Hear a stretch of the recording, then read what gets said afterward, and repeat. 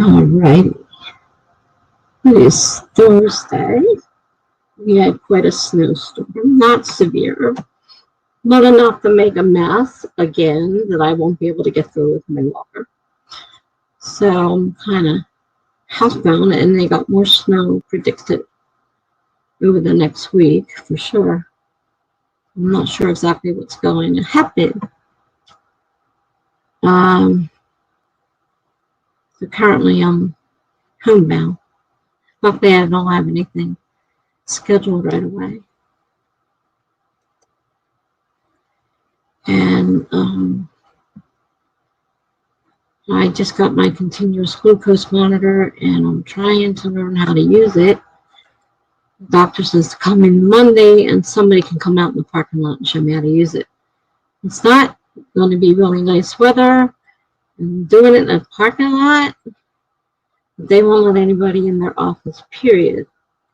So the girls have to come out and do whatever has to be in, like take our meters in and download them, and they come out. You can't go in. But showing me how to put this continuous glucose monitor on means I have to get undressed outside so the arm is bare because it goes on the arm. So it means I'm going to, have to get out, take off one side of my coat and stuff, and have them show me how to put this thing on. I don't know how long I'm just going to take. And I'm going to try to do it myself. I'm trying to read the book online, the tutorial, which I wish it was. I want to see if they do have a YouTube channel. I want to see if they have a actual video, which would be easier than trying to read it, to actually see it in action. Because this has to go on the back of my arm, and it's hard for me to reach the back of my arm. So I'm not sure how easy this is going to be. It only has to be done every 14 days unless it falls off. And there's no way of knowing. It's not supposed to fall off. It's still supposed to be stuck at the end of 14 days, and you're supposed to peel it off. But there are reasons why it could come unstuck.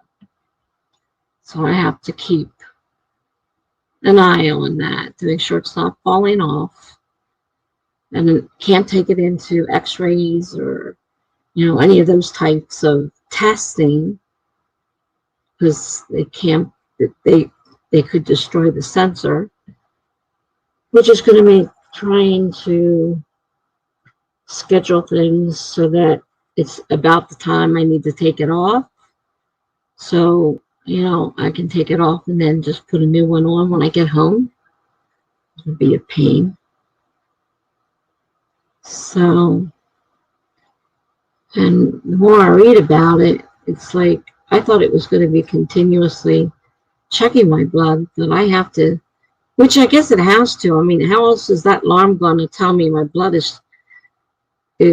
sugar is going low if it's not checking? But it says you have to physically check it with the the monitor, the piece they give you that's constantly monitoring your blood sugar. So it's got to be taking samples. I don't know how often.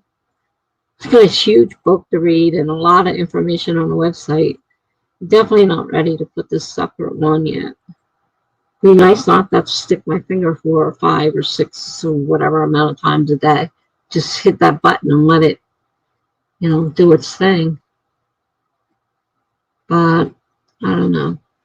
It's expensive. I mean, my insurance should cover it, and they better cover all of it because it's very expensive. They want me to have all these things, and it's like, well, if my insurance doesn't cover it, it's going to be a problem. I still don't know for sure what's going on with my insulin pump supplies. I don't know for sure that we've had enough time to, but I'm going to get billed for some of that. And I shouldn't. I have Medicare and Medicaid. It should cover everything. Plus, I'm on other state help that covers that 20% that Medicare doesn't cover. So if Medicaid doesn't, I have that other program that should help cover certain things. I don't know. It's just making my life so much more complicated than it already is. I'm always tired. And, I don't do a regular schedule, normal schedule like other people. So it's hard for me to fit into what is normal, considered normal. I'm not that type of person. I do things when I want, or I'm awake. I sleep when I want. I don't. I don't have a schedule. I can't sleep that way. I sleep when I'm tired. If I'm not tired, I don't sleep. And if I'm really tired, I oversleep.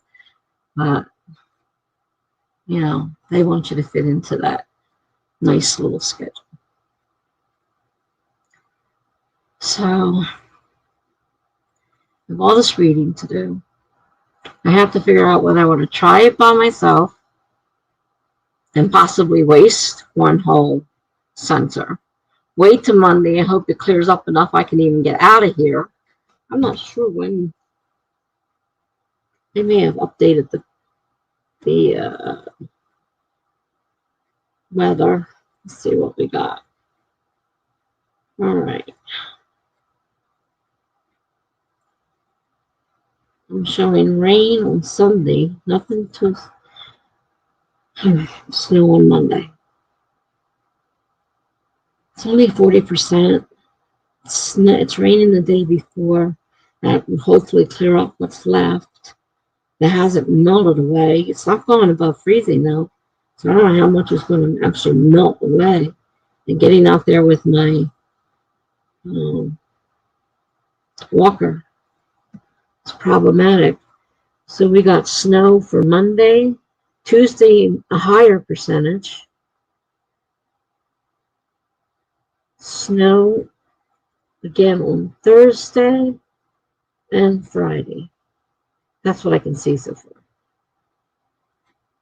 But it's not going to get above. So the end of the week, it'll be a little higher.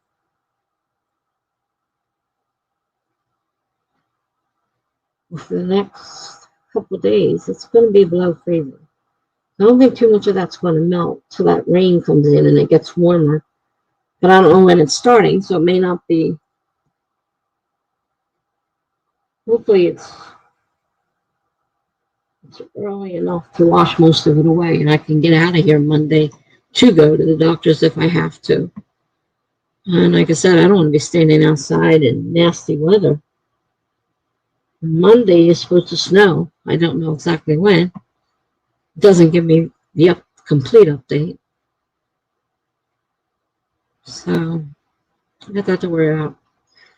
And I've been sitting here thinking about writing. It's kind of really going crazy in my head, trying to figure out. I want to make a mystery series from my first one. And I have to figure out how to connect two to one. And two, the way it's currently being written is the one by prompts. It's going to have to be edited, obviously, to fit somewhere. It can't start where it started. It's going to need some work. It's going to need to be connected to one so that, the same people appear so that, you kind of keep that. Because I wanted to have that, little town look. Hi, Greg. Nice to see you. I was just commenting. I don't want to seem that way, but I don't know. I didn't get much sleep. I'm tired. I just had to deal with my aide, and she's newly pregnant. Well, eight weeks, but she's not the one that's been on here. She's very pregnant. The one that you guys don't know, my original aide, the one that was on here, was the replacement for my aide, and I just had to deal with her. And she mopes around. She's sick. She's complaining, and I understand. I've been pregnant. It's not easy. That's okay. That's all right. Do what you got to do. I've got so much on my mind, with this writing stuff and all these other things I'm trying to do, and I'm just like overwhelmed. I need to plan out my planner for the week coming up because it's almost time to do that, and I wanted to have it planned ahead of time. So, a lot of people do that though. They put it on in the background and they do other things, and if they can, they come back and do whatever. Not everybody writes during sprints. They can be reading, they can be cleaning, they can be sleeping. I've had people tell me they were napping, so, whatever. It's not a big deal. Do what you have to do. You're not my captive audience. And I can't keep you under lock and key. You sit there until I let you go. Doesn't work that way. Oh, so yeah. Between all this reading I have to do and trying to decide whether I want to try to do this myself, I'm not too happy. I'm very confused. It took me a long time to learn the insulin pump, so I can only imagine trying to put this thing on, how much trouble it's going to be. And I'll constantly have this thing on my arm, which I have to be aware of. Don't want to knock it off or anything like that.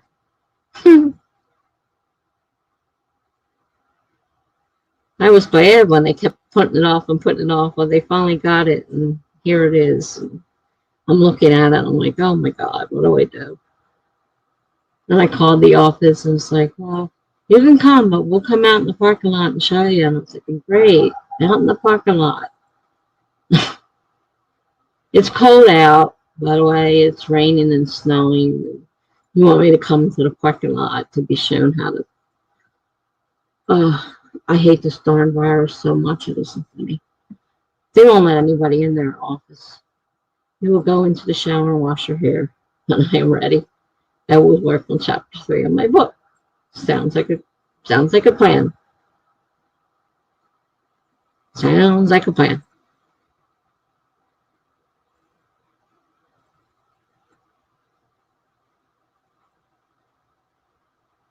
I just had my shower and hair. My hair's still a little wet. And I just had mine. I had to wait till the aide got here. I'm not allowed to do it myself. I'm not out in the shower by myself. I might fall, hurt myself.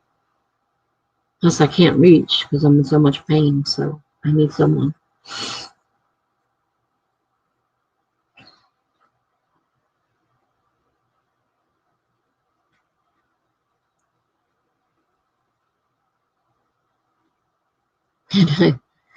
So I'm trying to tie these. I've got 4 possible books. 2 which were not originally aimed toward book 1. And if I want to make this series like I want to do and make it small town, and everybody's part of this small town, that means I have to take my other stories and change them to fit into story 1 somehow, somewhere. And there will be some definite changes having to be done, because if book 2 is going to be about the people in the story I'm writing, I need to use more of them. Obviously, I need to use the whole family, not just a couple introducing somebody or now and again, big deal. The whole book will be about them, and somebody will be murdered, and and then I've got to figure out all that too, and it's not simple, and I don't know what I'm doing really. And I'm waiting for a friend to send me some books on writing thrillers and mysteries and stuff. I may have to start buying some and reading them, because I'm really not sure what the heck I'm doing. I'm trying to write a series. What's to top it all? I have no idea what I'm doing. So I'm trying.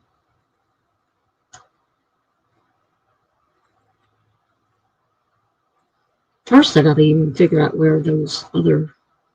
I have the one story, but it's in blog form. So all of those 30 pieces right now, I think I stand at 30 or 31. And they have to all be copied over into a document. And then I have to find the one I want to use for 3. It was a story I wrote, one of my nano stories, that it didn't go anywhere, and it won't work completely the way I originally wrote it. I'm going to have to change that around in order to fit it in. So,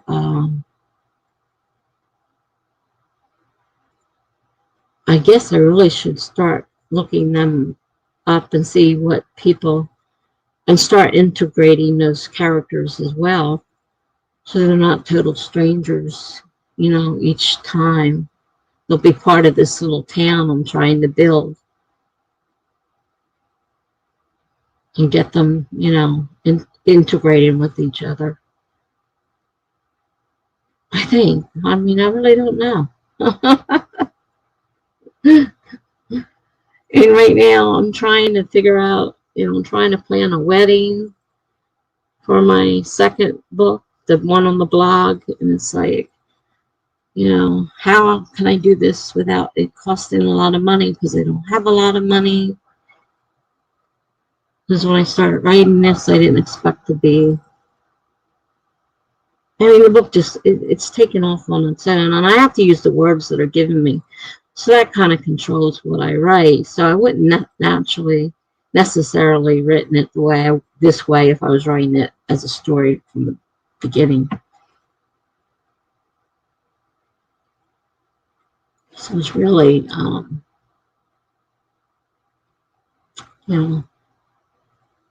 lot of thinking, a lot of work, and a lot of cross-referencing. I'm going to need some kind of sort of large,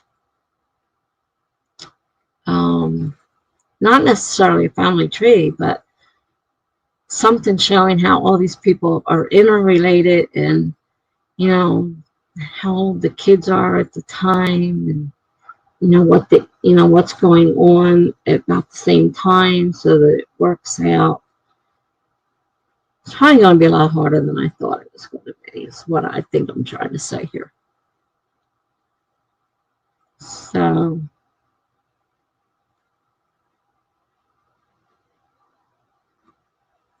I have to start figuring that out. And I do need to make a cover for the book I have on my blog already. I need to make a cover, since I have the canvas to do now. I can make something up.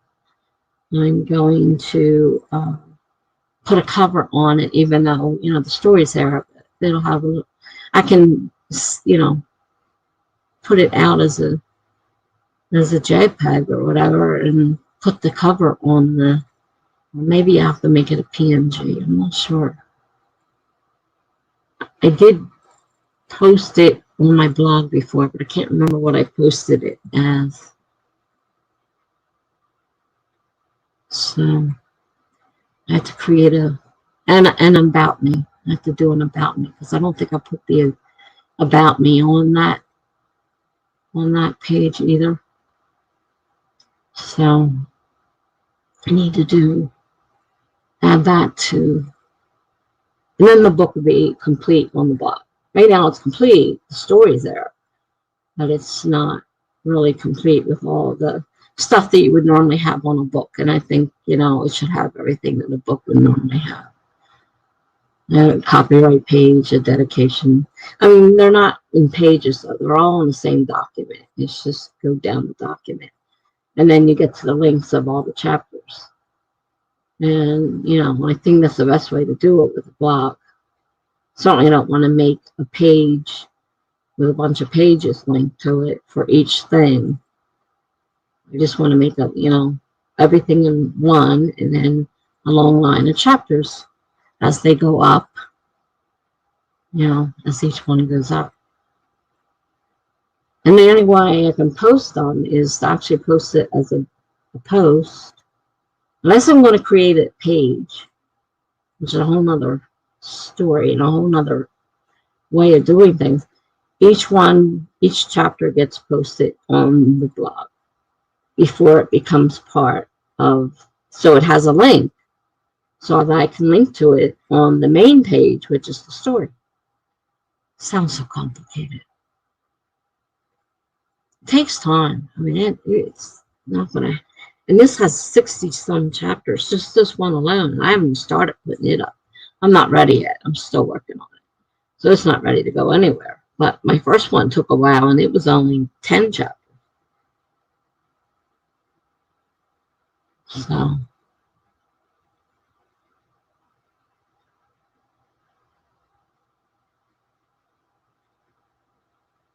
I'm just not sure where exactly I should start. Oh, goodness gracious.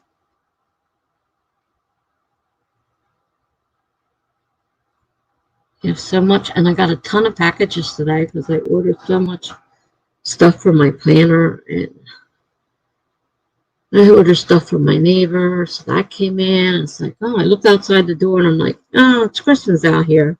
Hallways full of boxes. I'm going to give my neighbor their stuff. And I had opened up mine. I got more stickers for my planner and something to hold them. Hi, Laura. How are you? I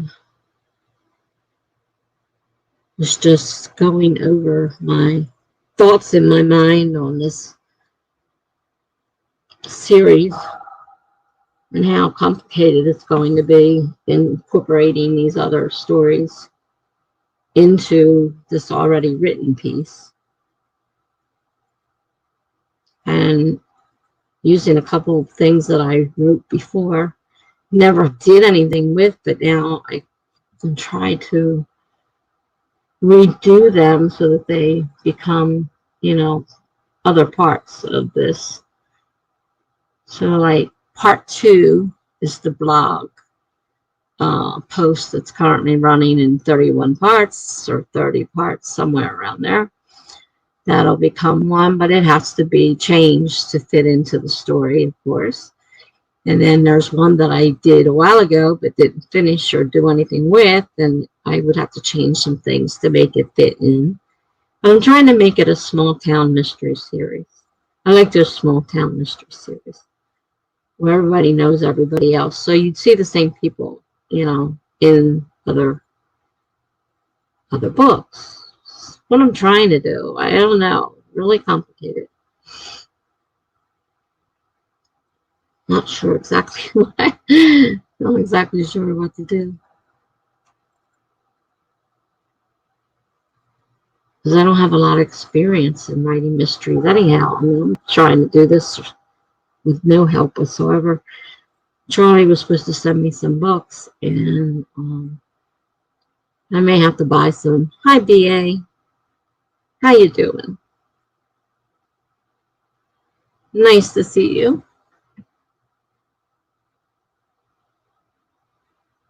It's warm again in here, and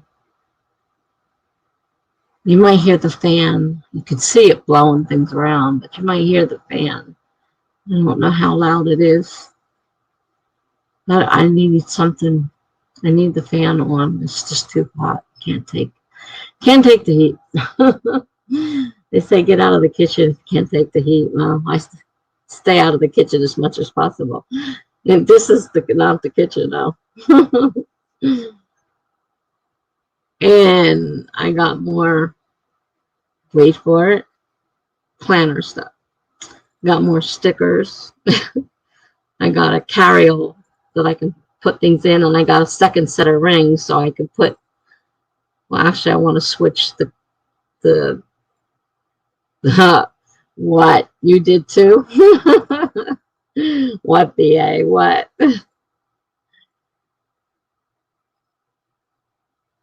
Laura got some beta reader feedback on her new flash fiction called Wallpaper. Wow.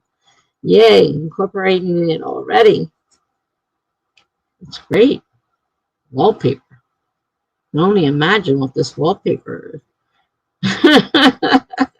With your imagination, I can only imagine. All right, BA, don't keep us in suspense. Oh my gosh, you just posted your 5th blog post. Yay! That's great. I thought you were going to tell me you bought more planner supplies like I just did. I got so many stickers now, isn't funny. Officially more than you posted in 2020. Well, there. That's cool. Here you are in the what? 2nd month of the year, and you got one more than last year. You're doing great. Laura says it's a mix of Victorian Gothic horror and cosmic horror. Cosmic horror. When I think of cosmic horror, I think of like coming through portals or mirrors or things like that. But you're talking about wallpaper. Do creatures come out of the wallpaper? Like, do they come to life and step off your wallpaper? That's got to be interesting. I can only imagine. Hi, Greg. Again, I'm glad you're back. We haven't done any sprints yet. Just a little talking.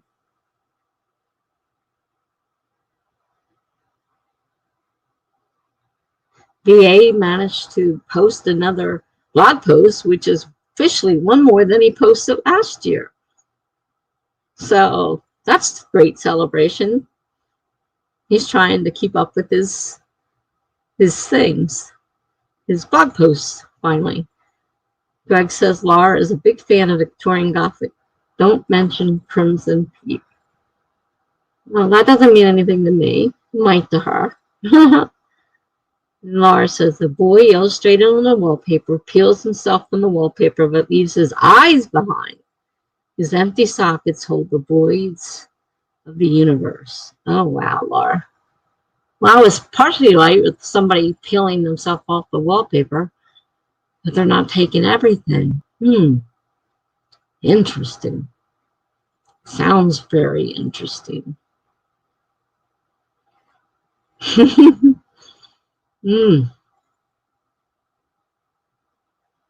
You've got quite a imagination. I wouldn't even know where to begin with all those things that you come up with. I think it's fantastic, though. Crimson Peak is a movie. Okay.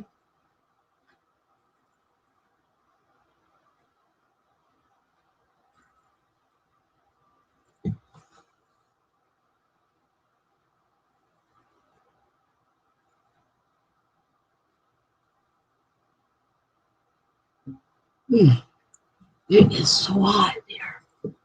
Holy moly. I wonder if I open the window, if it's actually cool or hot.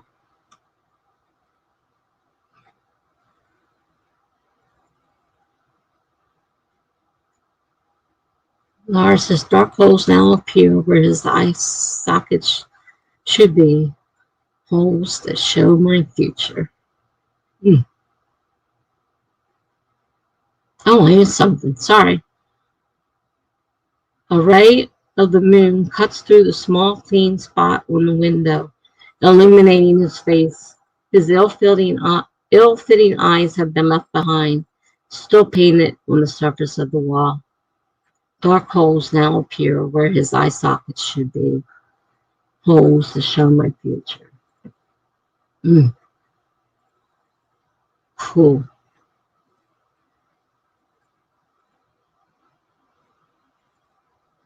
I saw your review of Sasha Black's Anatomy of Prose on your website the other day. I had the book in my Kindle. I just haven't gotten around to getting to it. But I've heard nothing but good things about that book. And you're certainly progressing right along, so it must be pretty good and helpful. That's what I could probably use. Because I got so much work ahead of me trying to keep all this straight, put all these books together, and so that they all work together. The people all know each other. I want it to be, like I said, a small town mystery, and they all know each other. Means adding people.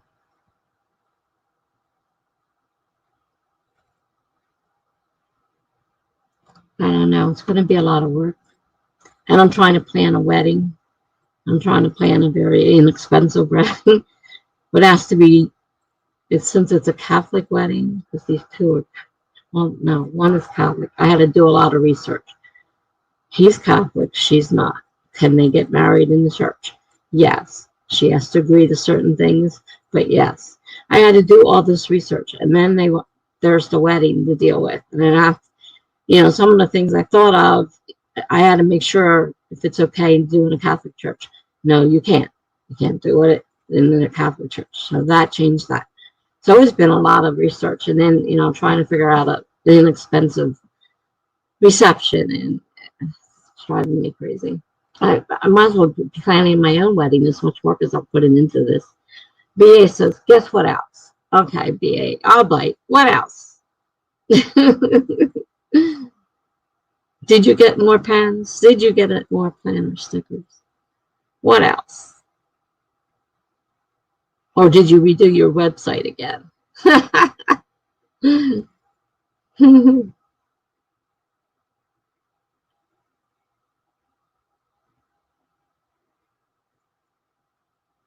He likes to build suspense.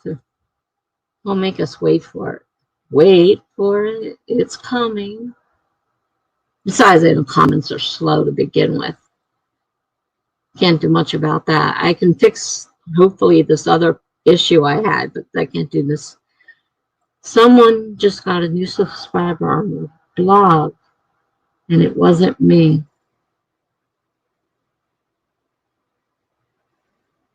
Well, that's complicated. Someone just got a new subscriber on their blog, and it wasn't you.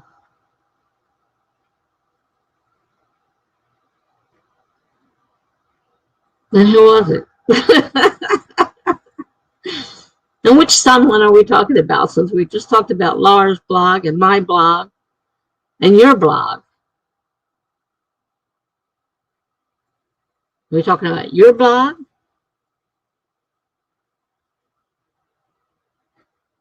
I don't think I'm following your blog yet. I don't think. I know I've been to your. No, I don't think I've been to your since you changed the web page. I'm not sure I've been there.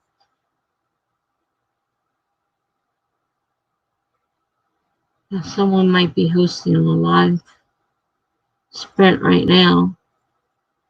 Well, I know I am, but I'm not the only person in the world hosting a live sprint. I'm sure. But it's not you. Who would it be? You're confusing me.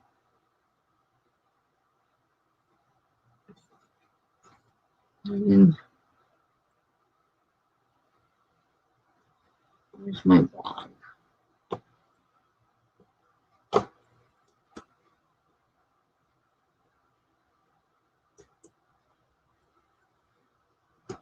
Come on. Hate when it does this.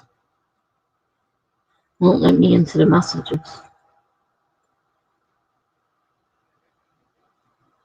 I definitely got a couple more followers on my blog because the number went up. How do I get into it is another question.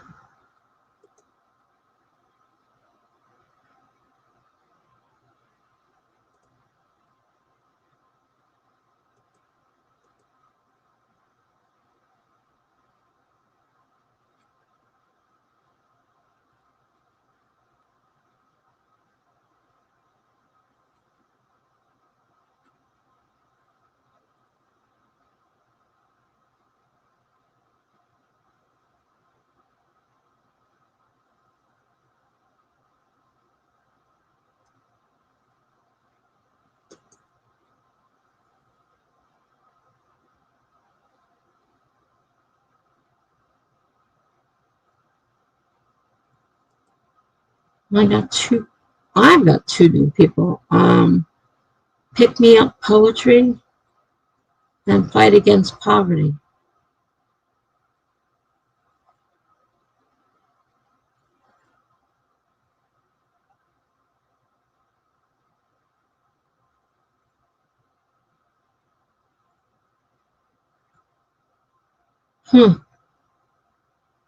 Not sure.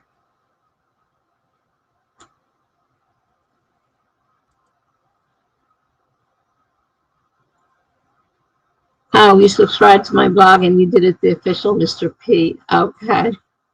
The official Mr. P email. Okay.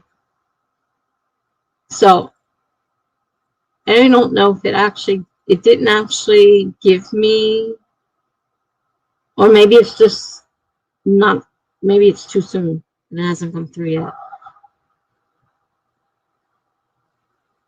I don't know where my subscribers, they've changed everything on WordPress, and I used to know how to get around it. Now I don't know how to get around things. It tells me in the what do you call it?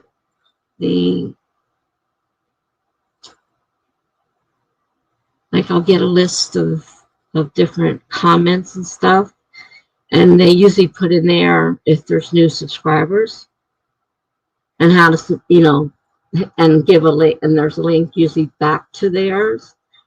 So I'm gathering either it's too soon and just hasn't come through, because I don't see it.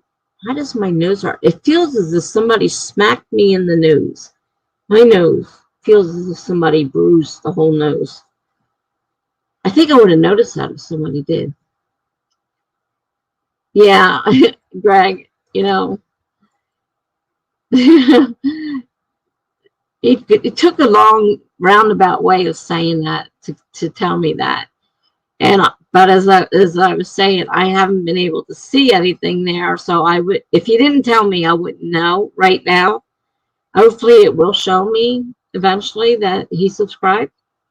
No, it should have showed up. Even if it was one of the other blogs, it should still show up. So it just must be behind, is what I'm guessing.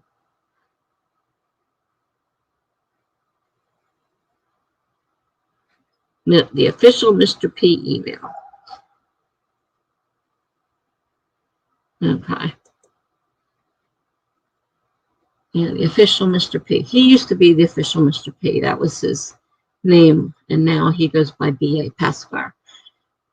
We had the long discussion about that the other day. With you just confirmed the email, then that might be the problem. You're right. Gotcha.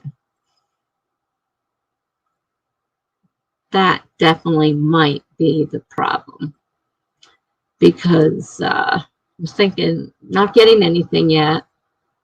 But if you haven't confirmed the email, they probably wouldn't send it through until it's confirmed. So we should, it may still be too soon. It may not come through right away, but all I can do is see what happens. Check it out.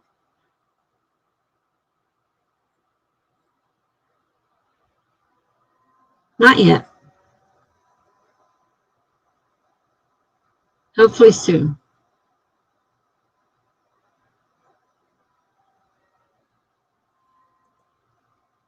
I've got a lot of a lot of messages here. Definitely. I'll check it back later. Thank you for subscribing, by the way. Don't let me forget that part. I do have manners. Hi, Amanda. How are you? Yeah, I still use that email for all your subscriptions. Yeah, I don't blame you. Keep it out of. There's so much stuff in my email. It isn't funny. I'll check it again later, because you just did it. It might take a while for it to show up. But thank you so much for subscribing to my blog. I really appreciate that. And I need to get to yours. Now that you're actually posting blog posts, I definitely have to get to yours, don't I? There for a while, you didn't have any blog posts, so there wasn't any reason to subscribe to your blog.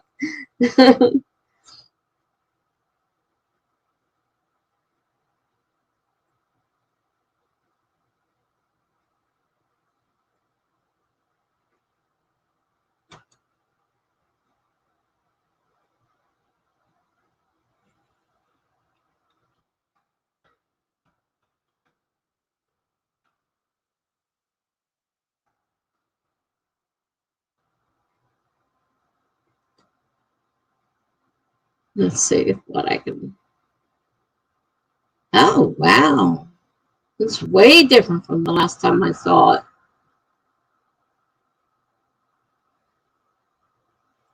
Now I can be part of the mailing list. Okay. I'm not using Tessa, so if you see somebody else on there, it's me. It's my Yahoo address. It's my real name. I'm not a robot. All right. Part of your mailing list, supposedly. So did that part. Beta reader application. It's really nice. And I love the color combinations, and it's so bright, and the green is really pretty. I love that color green. Really nice. Nicely set up. Subscribe to the mailing list. That I already did. Let's see. Block. Do I have to subscribe separately to the blog? Oh, you have a login page too.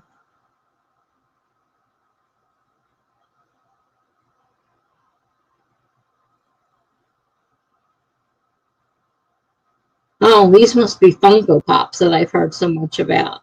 I'm sorry, guys. I'm not ignoring you, but he did just subscribe to my blog, so it's only right that I look on his.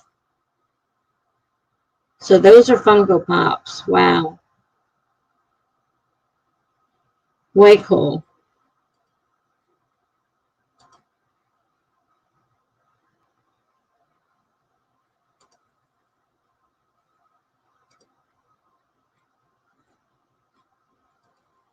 Funko Pops. Okay. Right.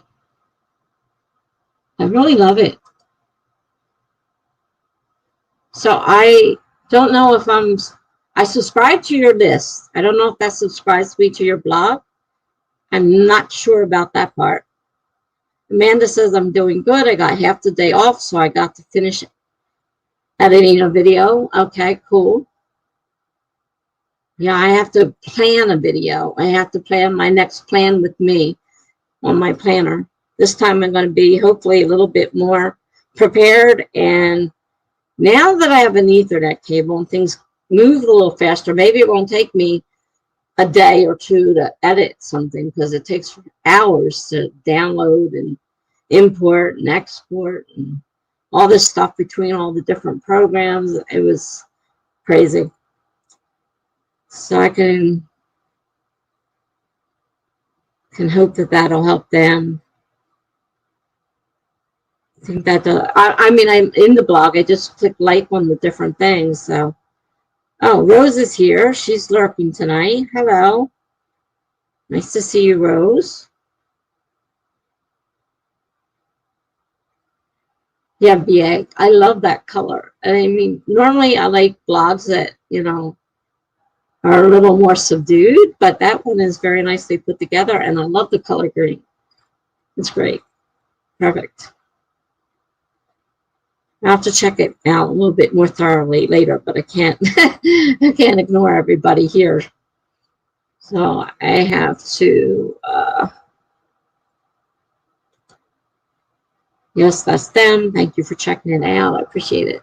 Yeah, I never saw a Funko Pop before, so that's my first introduction. So, and you think that does subscribe me to the blog as well? Yeah, I did join the mailing list. I don't even have one set up yet. I think I have the capability with my blog because it has that, as far as I know. This one's more for business, for people, you know, and as far as I know, it has a mailing list capabilities. I just haven't, with all the million things I'm doing, had the chance to even think about creating one. And then Rose is here lurking. Okay. I know Amanda's here. She's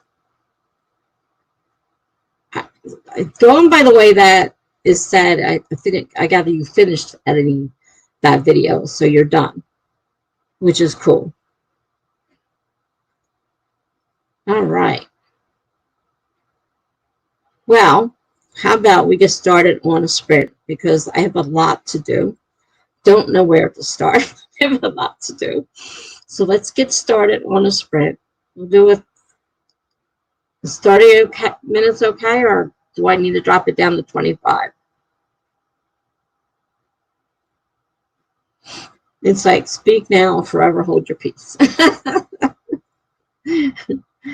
I think back to my wedding when they said, does anybody, you know, object? And all of a sudden you hear this scream, and someone had brought a kid. Now, no kids were invited, but she brought her kid, and the kid started screaming right when they said, does anybody object to this wedding? I'm like, really? You got to be kidding me. We'll see if anybody else says they have to have a 25. I know some people do prefer 25, so I ask. I prefer 30. Most of the people that are here all the time usually are okay with 30. But the other people I'm not absolutely sure of. So a few more minutes, and then I'm going to set a 30-minute timer. But I couldn't believe it. Here we are in my wedding, and they get to that part, and this kid screams bloody murder. I didn't even know the kid was here. She came in with the kid. Amanda's good with whatever length. Okay, fine. You were one of the ones I was wondering about.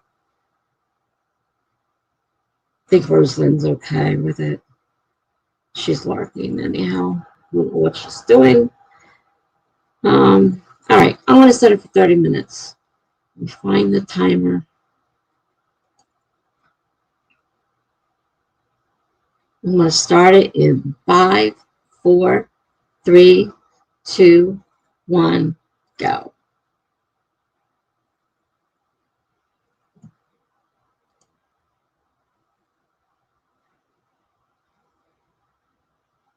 Amanda says, I don't have much to do until my video finishes rendering, uploading. Yeah, it's one of the long parts. I hate when I put it there when I go to bed, expecting it to be done by morning, and I come out and either it's still running or it had an error during the night and stopped running.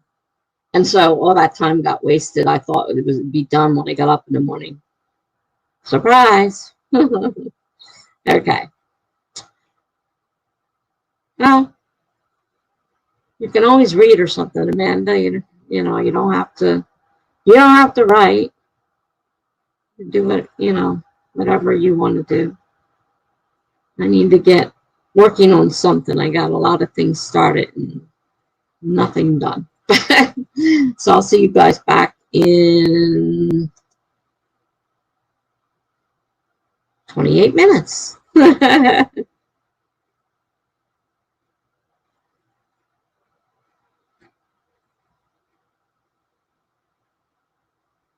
Amanda, did I give Amanda a wrench?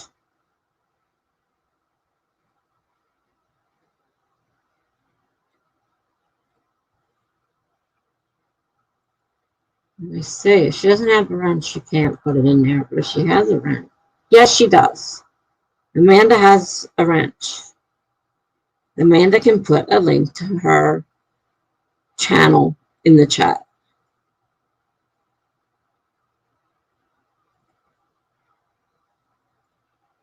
I can't remember all who I've given. Yeah, I'll give BA one too. Make you a moderator.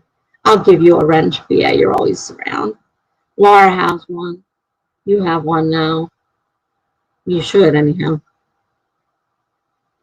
I just gave you one.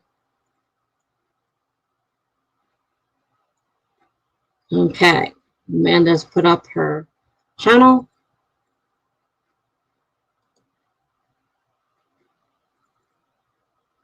And BA, you should be able to post your own links if you want to, because you should have a wrench now if it worked right.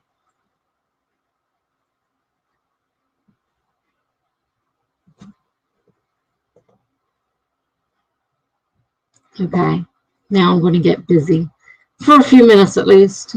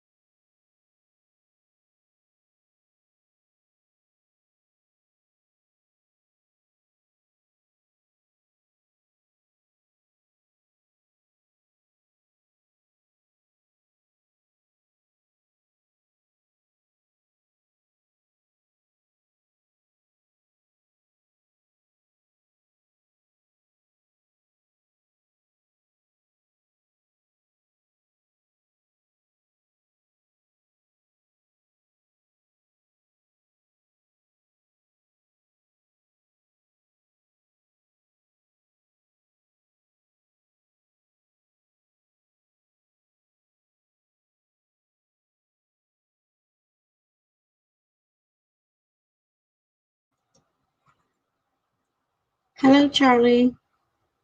How are you?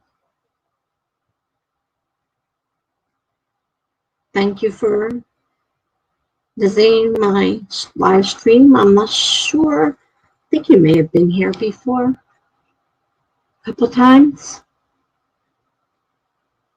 We're just finishing up a sprint, so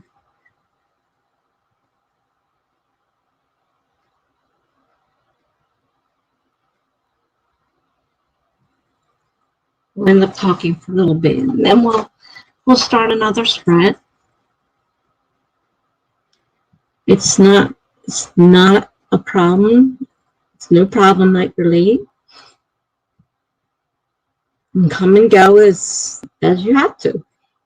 There's no schedule here. You can come and go as you need to, as you want to. Hi, Jen. I saw you come in. I mentioned it in the comments, but I was still on mute, so.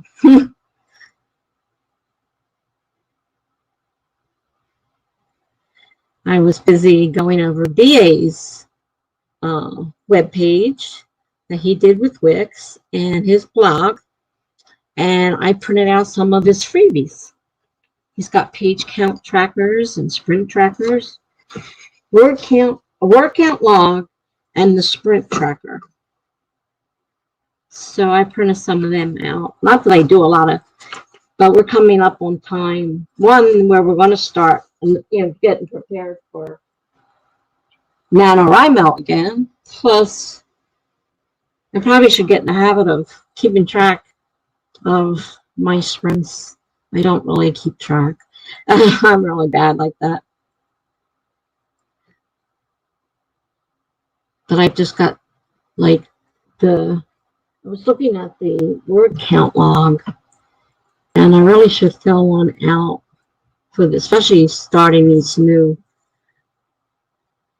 books.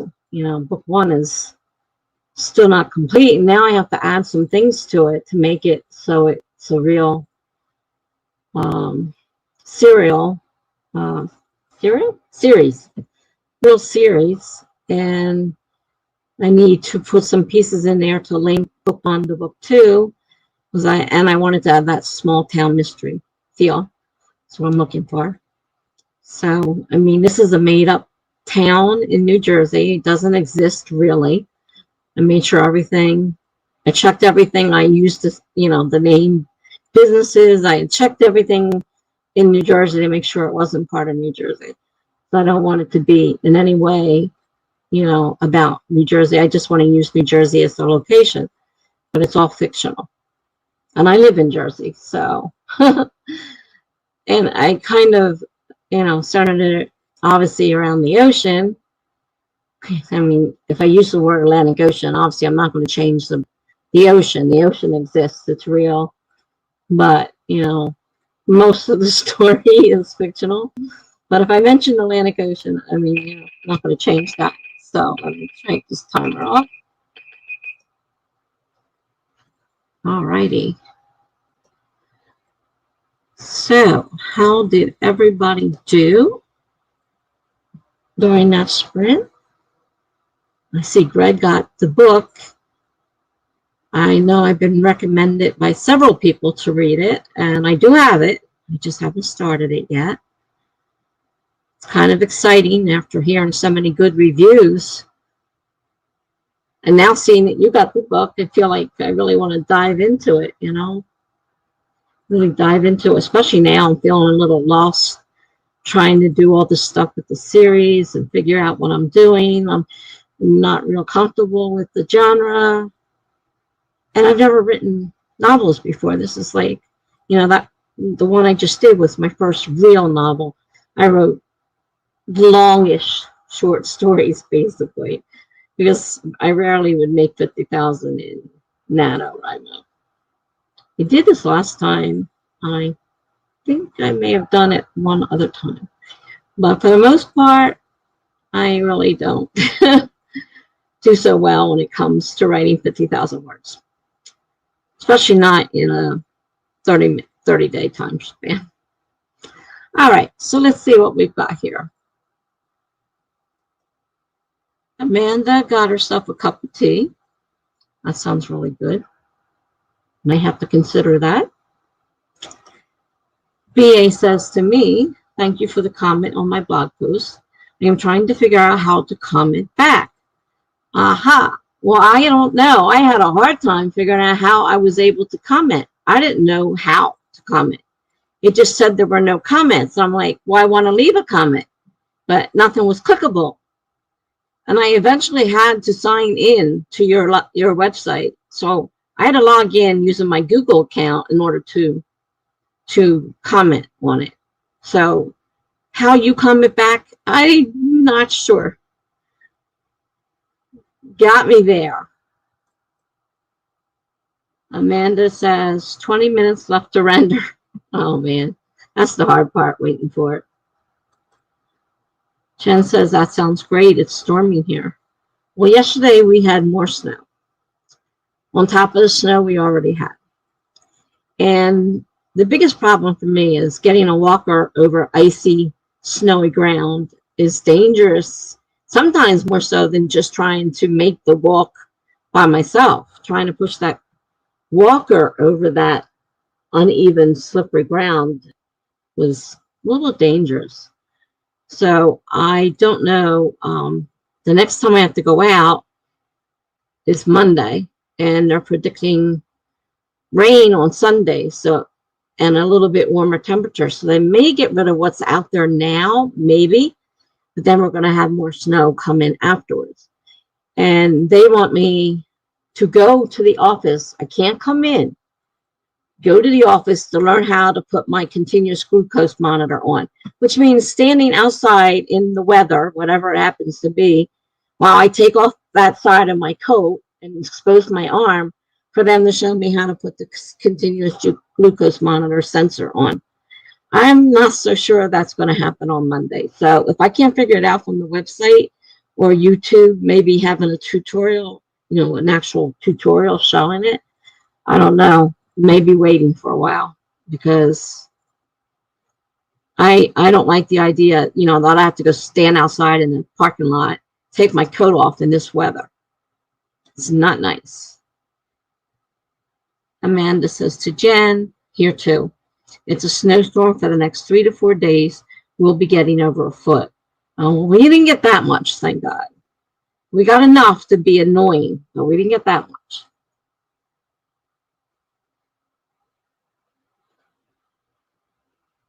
We had a few years ago, before my dad had a stroke, before I moved out of his house, probably a couple of years before that, about 5 or 6 years ago, I guess, we had a really bad winter, and we got like 2 foot of snow constantly dumped on us. There was no place to put the snow. They tried, to plow the roads, and there was so much snow piled up on the side of the road. And then you tried to clear your sidewalk off, and there was too much snow piled up there. And it was a thin road to begin with.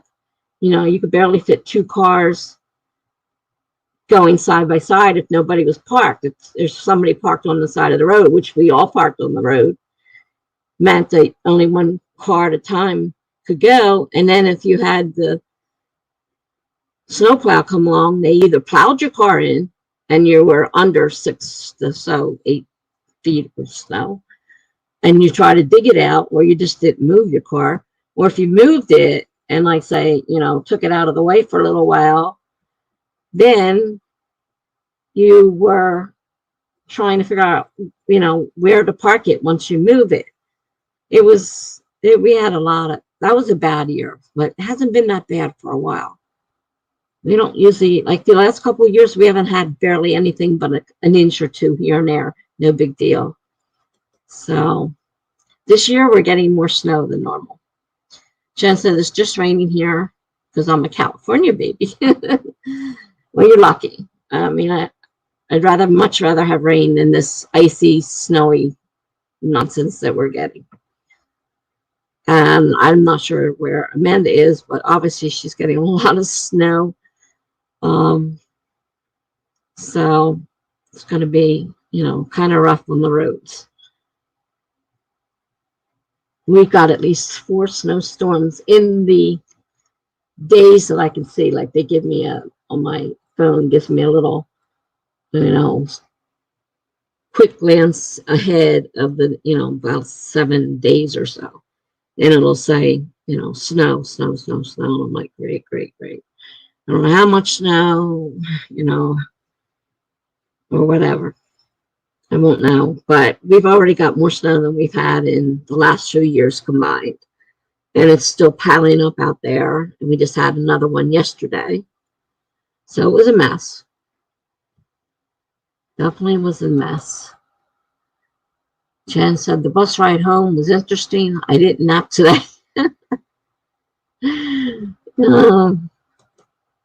I used to do that when I was riding in they had a van for commuting and pick all the people up in that area. So you drove your car to the centralized area and then, left your car parked there and got on a van to drive to work because it was almost an hour away. I've never done actual, bus riding, Department of Transportation or any of that stuff. But I have done commuting on a van, and I used to fall asleep sometimes on that hour ride because it'd be early in the morning. We worked early, and it was an hour ride, and I'd fall asleep, trying not to lag on top of the people next to me that I'm scrunched against. See, Laura says, need to get ready for bed so I can work early. Need to finish early so I can jump onto Charlie's stream. Charlie's stream. Oh, Friday. Yeah. I tend to miss Friday a lot. All right. Well, good night. Thanks for stopping by. And your new story sounds really neat. So, be looking forward to hopefully seeing it somewhere. And good night. Jen said he had to swerve to avoid hitting someone a little. Don't drive big vehicles too fast. Yeah, I guess that would be a good thing to remind them that they don't move too fast. The bigger they are, the slower they move. So, yeah. I see people pull out in front of them, directly in front of 18-wheelers. I'm like, they can't stop quickly. You do that, you end up getting smushed really bad because they can't just apply the brakes and stop on a dime. So many people do that, though. So stupid. So many needless accidents. Jen says goodnight to Laura.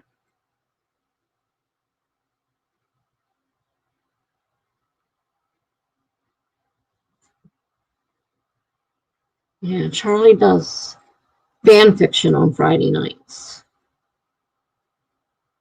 That's the biggest part of the whole thing is his fan fiction. So that, even though I've been on it a few times, I'm really not into fan fiction. So I kind of, and I'm, between the 8 coming at night, my regular 8 is back, but I'm not supposed to tell anybody. But she's got a little problem that's making her sick all the time. And so she could not come in. So I don't know how long this is going to work because sitting there watching her suffer is not fun. And I feel bad making her do things when she's feeling so bad. So I don't know. And I don't know if she's going to be able to continue working because she's just feeling so sick. And we can't be doing this canceling at the last minute kind of thing and you don't get an aid kind of thing. Have an aid for a reason. And, I know she's got a problem. Been there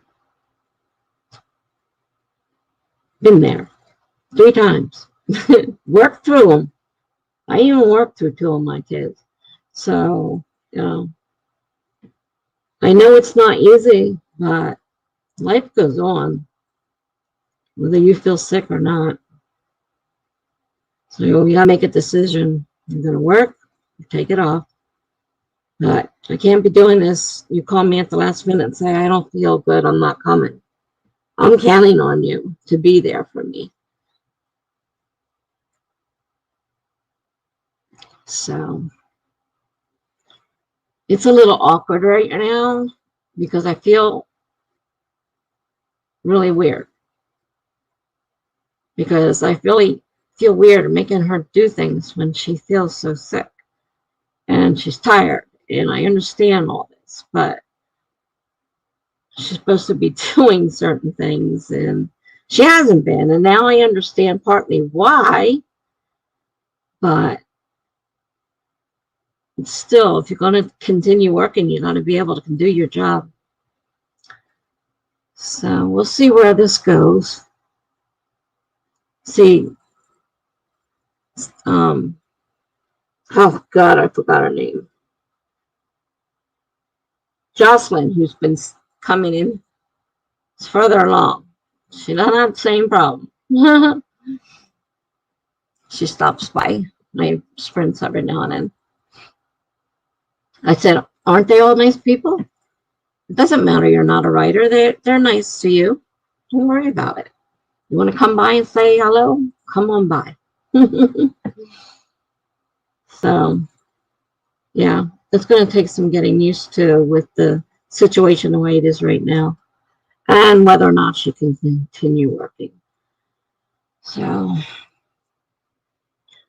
I said, you're going to have to figure it out. Talk to your doctor, make a decision.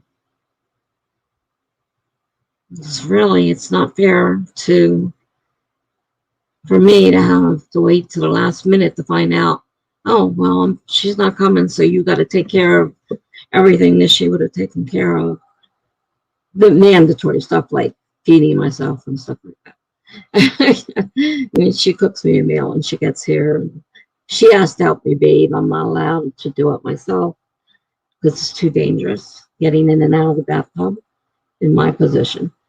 So I kind of need her. I need someone who's going to be here for me. Okay, so enough of that. We talked about the weather and how horrible some of us are getting right now.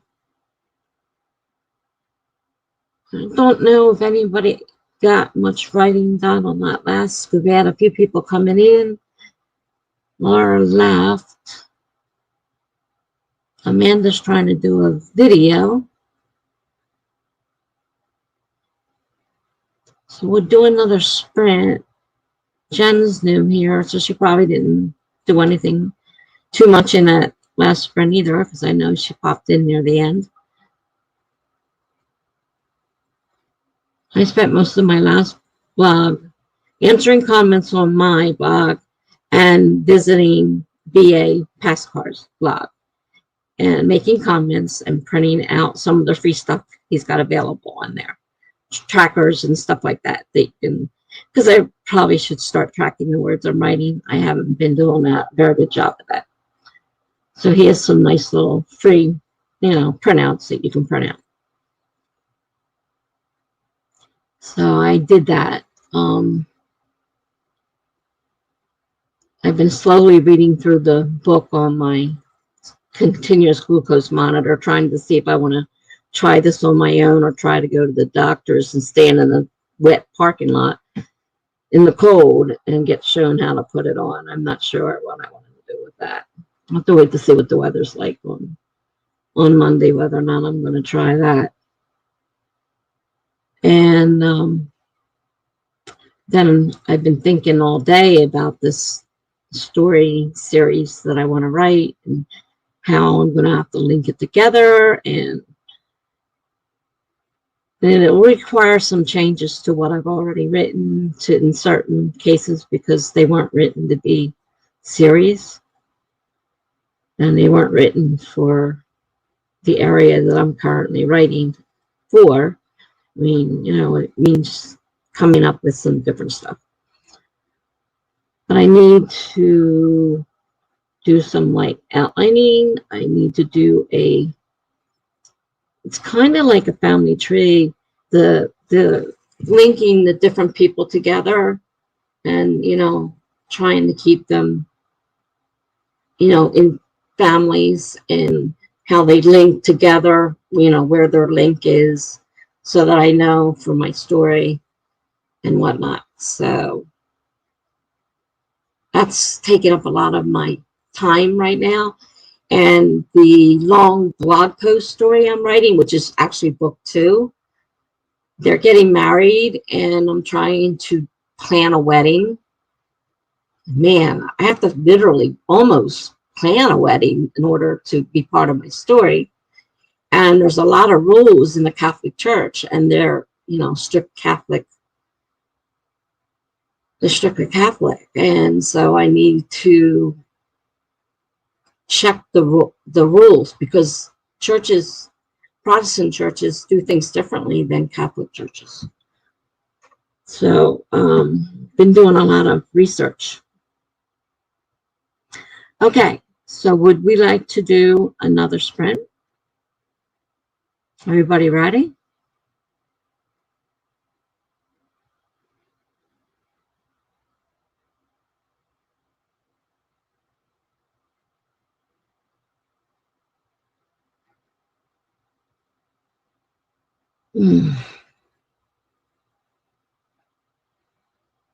I couldn't sleep last night. I went to bed at 12.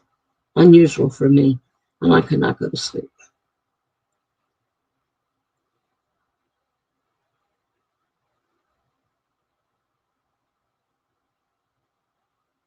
All righty. I got one yes. I'll take it. All right. I'm going to set the timer for 30 minutes. Hopefully that's okay. Still, I know we had a couple new people. Most of you, I think, are okay with 30. We're doing 30. If it doesn't work, just stop writing when you're tired and let me know, and we'll lower the next sprint down. But I usually do 30-minute sprints. So we're going to start in 5, 4, 3, 2, 1, go.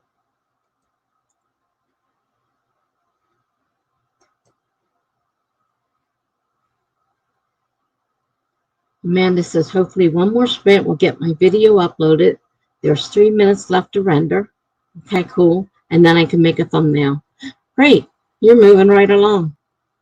Which reminds me, I was going to make a cover for my blog. I have my memoir is posted on my blog. And I need to make a cover page so it looks a little nicer. And, oh, sorry. Apologize. Sorry for that. Usually I leave it up there. Maybe I should just leave things alone and not take it off. It just makes things more complicated because I forget to put it back on. Thanks for reminding me. So I need to make a cover page and an about me page, which we were talking about the other day with, I think it was BA. We were talking about the about me. Was it BA? I'm not sure. We were talking about cover pages. I mean, about me pages. And I need to create one and put that on there too. And then that should be done and completely ready. I got all the chapters now. They're all done and added to the page. So that is done and ready. It just needs the book cover and an about me page. And then I'll be done. I'll be done that part. I have to go and see. I gotta open these programs up. So I will see you guys in 27 or so minutes. Maybe sooner if I'm close.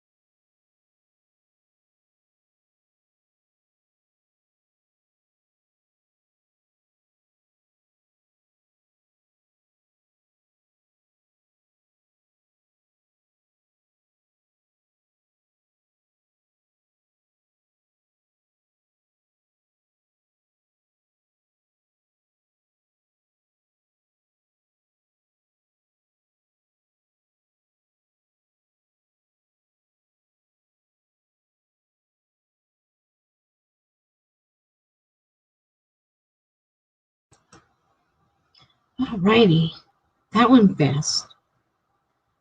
I created a cover for my memoir on my blog, so I have to go in and add that. I'm working on the About Me page to put that on, and then that book will be completely on my blog. And it'll be a little bit more than just a, click on the page. It'll have a cover, picture, and, it won't be the actual book title because I'm not publishing it, but I'm publishing it on my blog. I'm just trying to figure out something I thought I fixed. It's back again. So obviously I didn't fix it. So I was in the help for Microsoft Word help when timer went off. So it looks like we have someone who joined us. Hi, Amelia. Nice to see you again.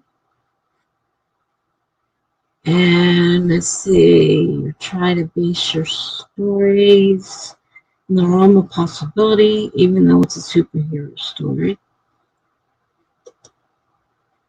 And I'm wondering if an electric shock to an elevator would close it or send it into free fall or what.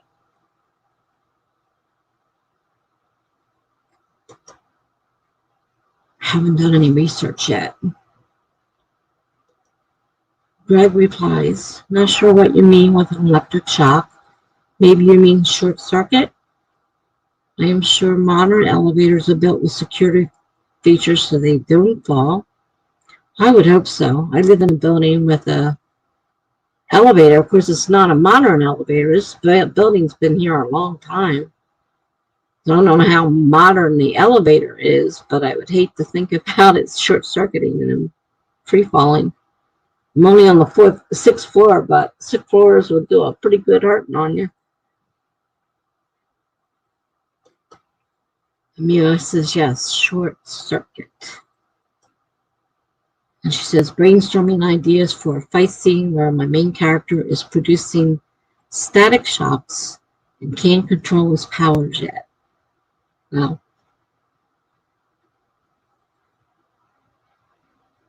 that would be interesting.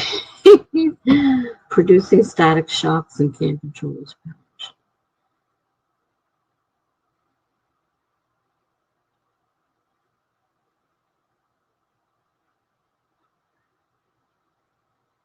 Because that would mean he's shocking everybody he touches. That would be a little hard to live with if you can't control it. Amanda says, if anything, I'd imagine the elevator would just stop. Maybe the lights would turn out. Maybe. What did everybody else do this sprint? BA said he did some more brainstorming for his short story series. That one ought to be fun. I think, trying to remember if I answered that one that night when she did it on her, Laura Nettles, that is. This is one of Laura's short story based on Laura Nettles' horror prompts. And we all had to write something on the stream that night.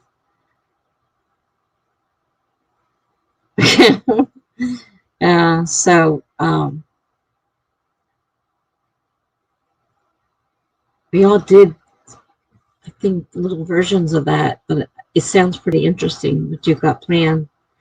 So can't wait to see what you got. Amanda says, well, video is uploaded now. I'm just waiting for it to process. Gosh, we're always waiting for something, aren't we? Hi, Jocelyn. Nice to see you. Hey, Teresa, I was reading on your website, your husband and your story. But the part that made me laugh when I started was when the crab went loose on the floor. I think I would scream till someone comes. Well, I wasn't quiet, but there wasn't anyone to come till he came home. So I was stuck on top of that dryer with the crab running around with this little, things up in the air going like this, running after. I couldn't put my foot down on the floor. I had no way of grabbing the thing. It was funny. It wasn't funny at the time, but yeah, it was funny. Thank you for reading it. Yeah, that's on my blog. That's the short story, short story, the short portion of my memoir I did on the 4 years as a military wife. And it has some funny parts in it. Maya says, I looked it up and found a really old article where an elevator short-circuited and shot up, killing a man in a pretty gruesome manner. That sounds pretty awful. Charleston says, oh my God, you were talking about one of my worst fears, elevators. And yet you come up them all the time in the building.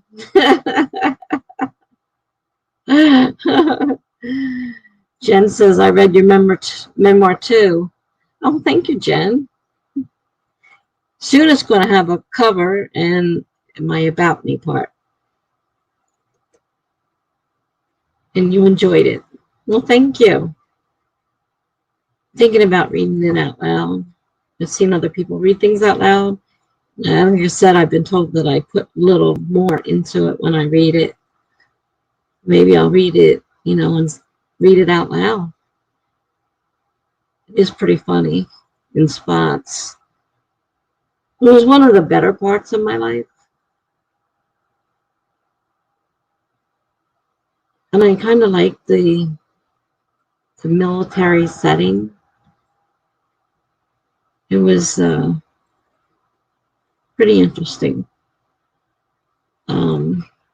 It's a different lifestyle, that's for sure. Adjusting back to civilian life did take some time. I really liked the military life. Jen said I didn't know how strict the military was.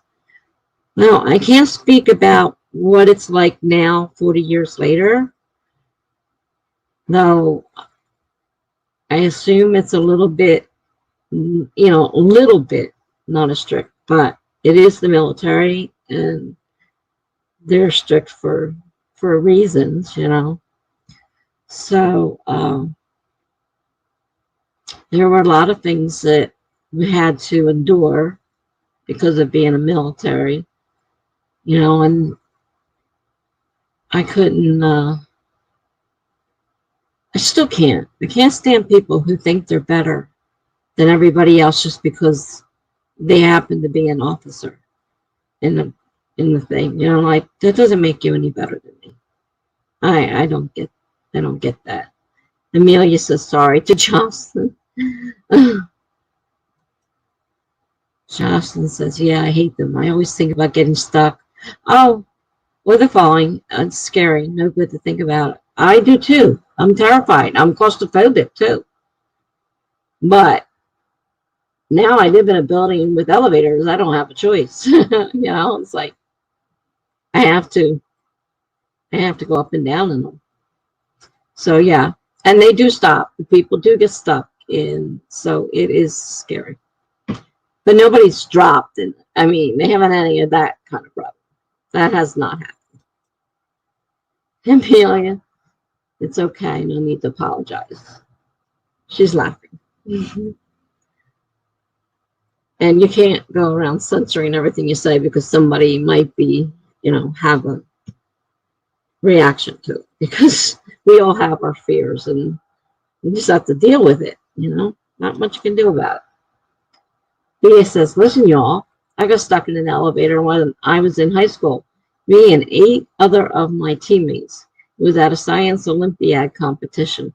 So we had a lot of equipment, and it got stuck on the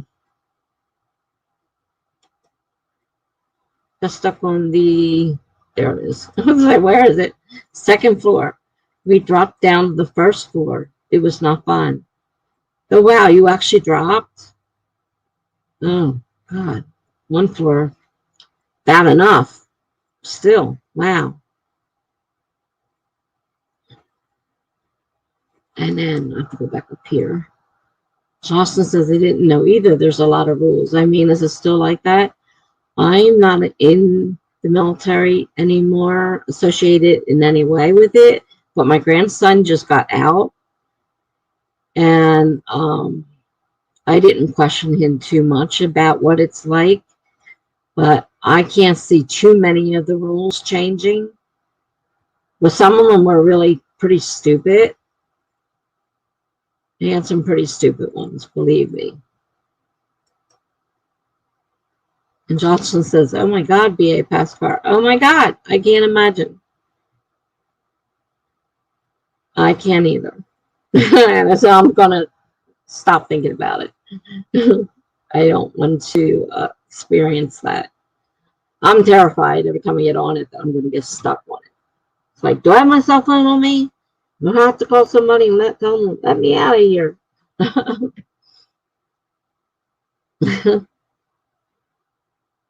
But the military, yes, they're very strict. And the officers definitely think they're better than everybody else.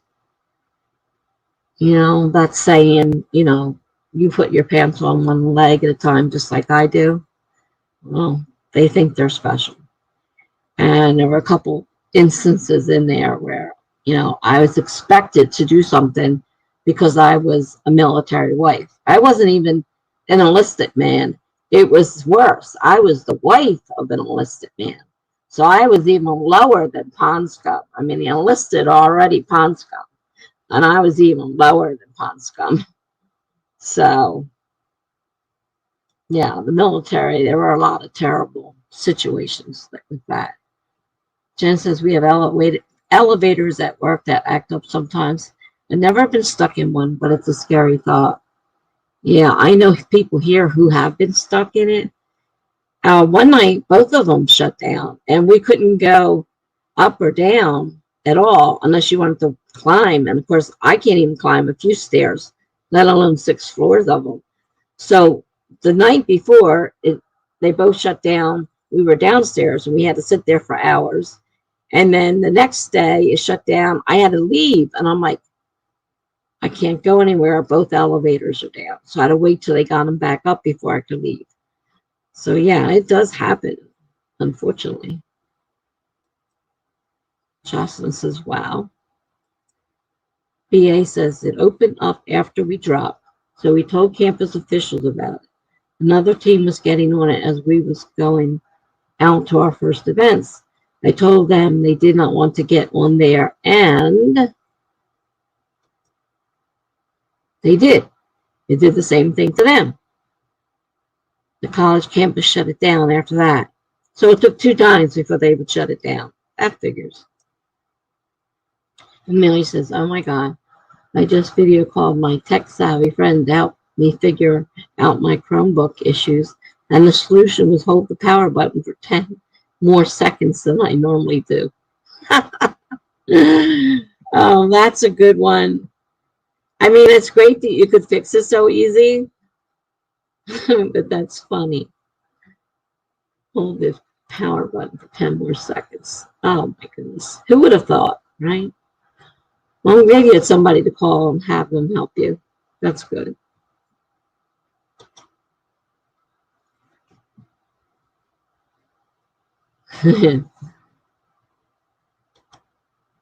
Try to avoid them whenever I can now, BA says. Yeah, I wish I could, but I live in a high rise and I'm on the 6th floor, so I have no choice. I don't go down every day, but I'm on there at least several times a week. I mean, if I go down and get my mail all the time, then I'd be going down almost every day. But either my aide gets it or I get it on, unless there's something. I have a program that tells me what's in my mail. So if there's nothing important, I don't bother wasting the time going down. So Amelia said, I was basically getting accustomed to life without my Chromebook. It's been revived. Viva la Chromebook. I'm glad for you. I know I'd be lost without mine. I have a Chromebook too, but I'm not using it right now. Jocelyn says, I couldn't avoid Teresa because she is in the 6th floor. Plus, I'm pregnant. I couldn't make it. No way. Yeah. You wouldn't want to climb 6 floors up and down. That's for sure. And for those of you who don't know, Teresa is my real name.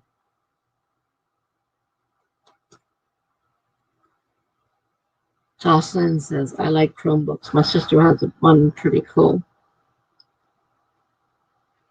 I got one because I didn't have a lot of money at the time, and I thought, you know, it's close to a laptop, and I could move around with it, this and that.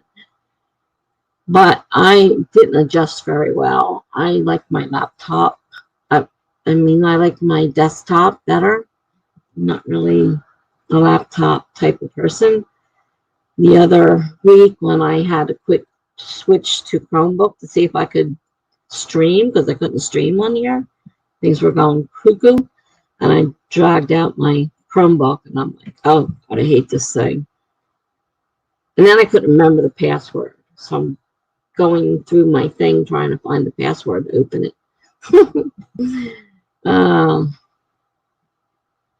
So like you can't download anything. So unless it's you know, run on the system and you can just go to a website, you can't do anything with them. Amelia says, yeah, although I found Chromebooks have a lot of character, maybe it's just the ones I get have attitude. Yeah. Yeah, I mean, if I had to, and it's all I had, I would use it. And it's still here in case of emergency, but I don't really care for the Chromebooks myself. Jocelyn's laughing at Amelia. Yeah, the ones you get have attitude.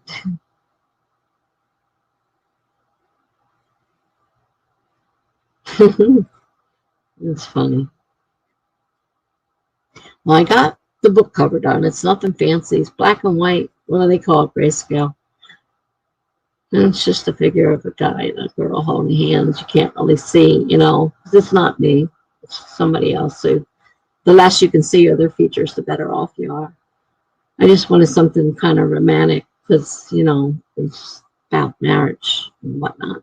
I didn't want to do anything. I already know the problem with the military stuff. So even if I found something, I wouldn't want to put the military stuff up because they're really pain. When I was researching, when I was writing that, I got a lot of things because the USMC, United States Marine Corps, and all the other ones did as well. They trademark everything associated with them, and you can get in trouble for, you know, posting it or put it in a book or something. And I was like, gosh, I had to change the whole beginning of my book. It changed the whole, you know, beginning. The whole first chapter I had to change. The title had to change because couldn't use any of that stuff in there because of their strict rules. And they trademarked everything, even remote. They related to them. So Amelia says, yeah, there are different things Chromebook can and can't do. It runs internet stuff and some apps pretty well. Bigger applications I run on my PC.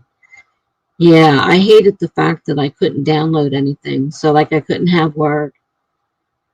I had to use Google Docs because you can't download it. Now I could run my stream because it's a you know, it's run on the computer. It's run on a website. I didn't have to download it, so I could do it. Here's another thing. Jen says, I need a laptop for storage. Chromebooks don't have enough. And laptops with storage can be very expensive. Chromebooks, yeah, they don't have, well, you know, they don't need storage because you can't download anything really on them. All most you could do maybe is save some documents on Google Docs, but I think I read somewhere where that was all in the cloud. So you're really not saving it on your computer. So you don't really need, and you don't have to worry about viruses with a Chromebook, which is a good thing. Millie says, yeah, no Chromebooks have next to zero storage. They just assume everything on a Chromebook is stored on the Google Cloud. Basically, yeah. I mean, they've got their purposes, and I used one for years, but really hate Google. Uh, Google Documents and all the different programs. I couldn't figure out how to right click or do, highlight and do things. I could never get any of that done, and it was driving me crazy. I like my computer. I don't like dealing with the Chromebook. But when I have nothing else, it's better than nothing.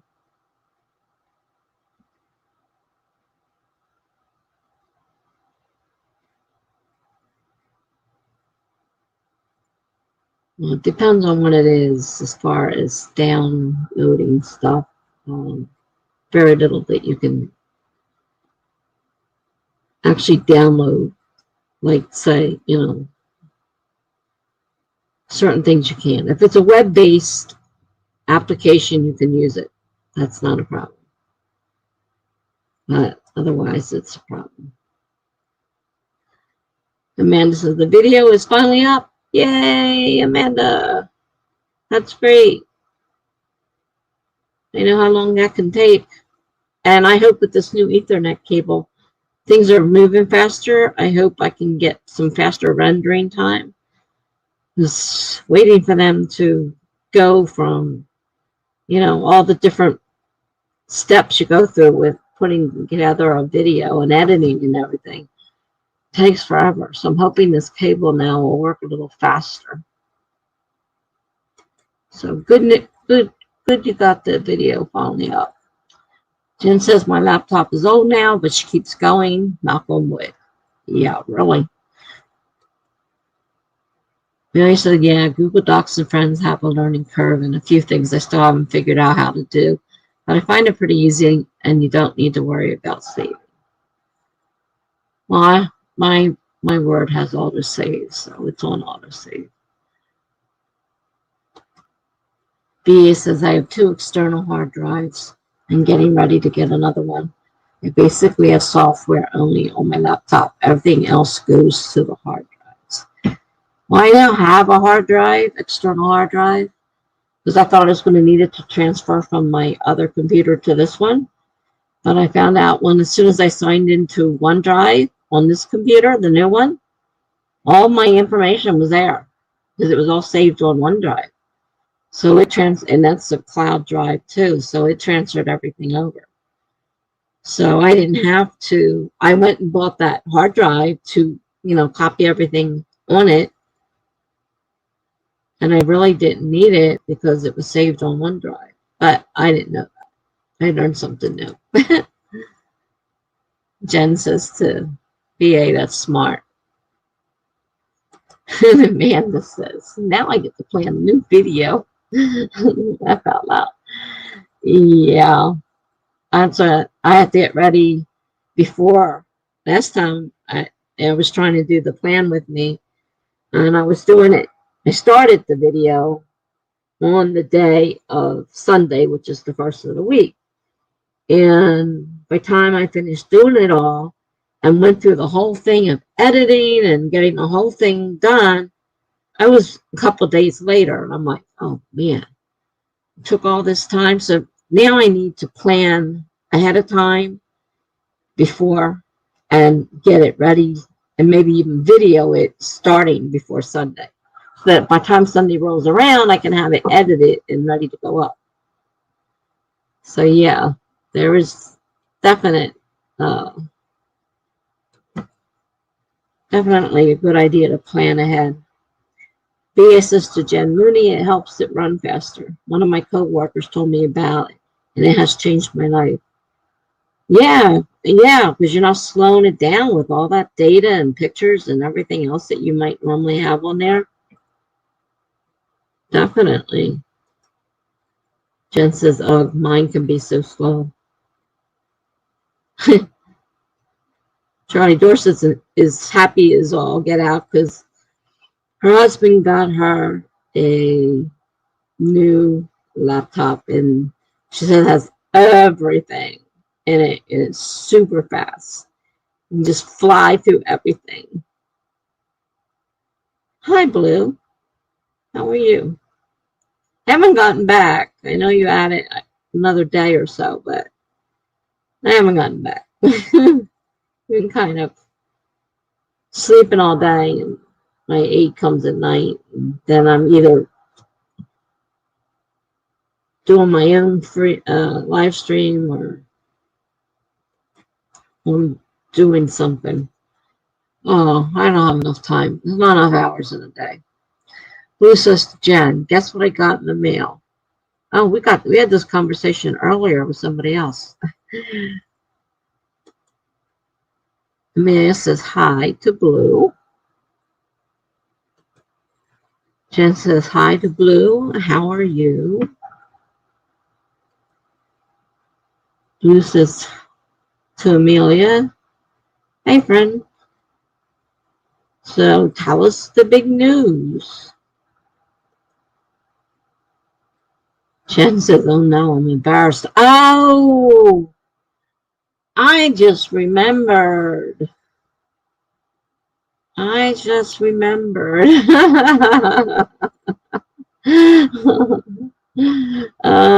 So it came in today.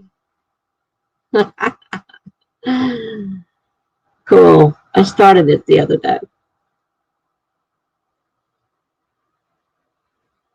Just the beginning of it. So far. That's funny. Amelia says, I have no knowledge of this. Should I be concerned?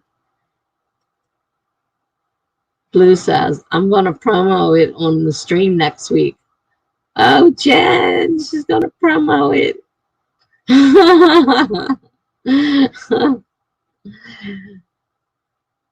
Jen's embarrassed because she wrote a book and we got her to promote it on the channel. And so she got some people buying it now. It's arrived. Blue got hers. So Jen's all embarrassed. So you gotta let people know how you're gonna sell it if you don't promote it.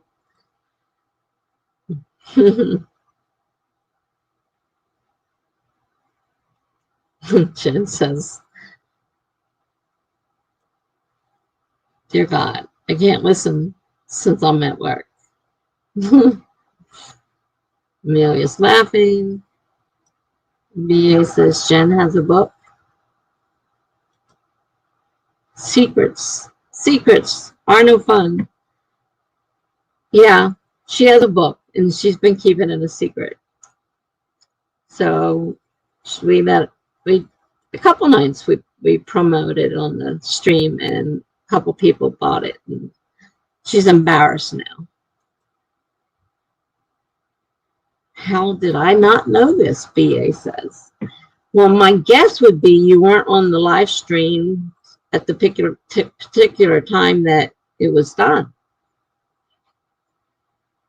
But now you know she has a book. So you could go ahead and promote it again, Jen. You do have the blue wrench. You do have the power to do that. Jen says, I talk about it. Not much. Big secret. I just don't shove it down people's throats. Mentioning you wrote a book and giving the link is not for shoving it down people's throats. If they aren't interested, they won't follow the link. So, Jen says, I will be in an anthology come February 25th too. Well, congratulations. I gather the story you were writing was accepted. That's great. You got to promote these things. They aren't going to just promote themselves. It doesn't work this way. And I can find this where? BA would like to know. Okay. So I don't have to do it. Jen will link it. Because I can do it too if I have to. But it's easier if she does it. However, it may not be in a genre you one to actually read. But you can look at the thing and see if you're interested in it. Definitely.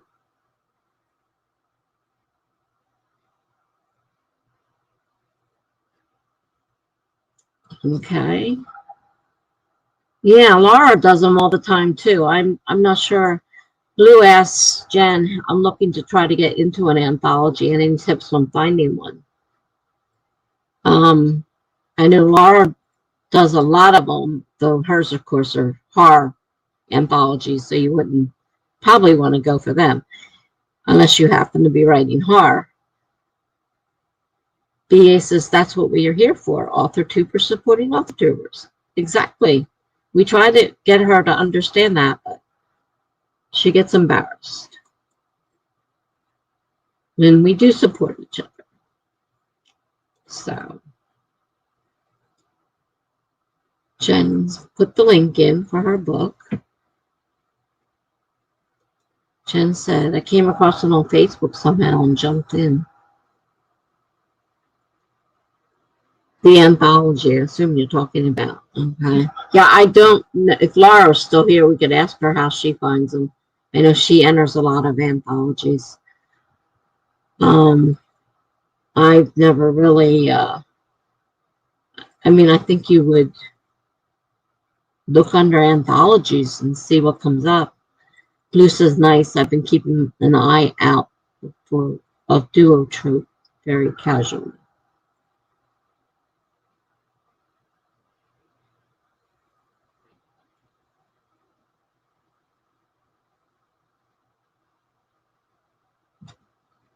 Yeah, I know there's.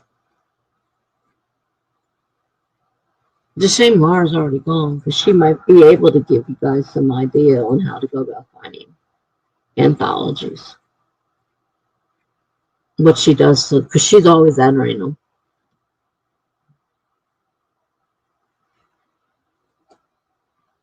Jen says, I hope to be in more with this publisher.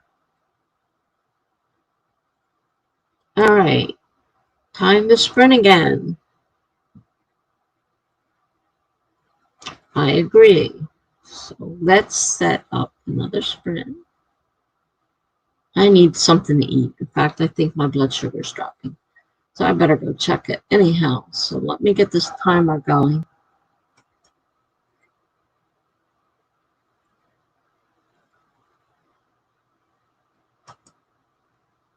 We're going to start in 5, 4, 3, 2, 1, go.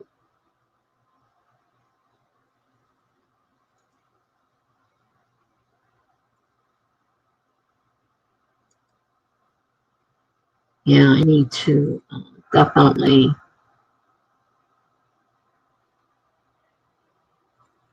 get some food or something because my blood sugar, I'm pretty sure it's dropping. I feel funny. So I will be back in 29 minutes or so.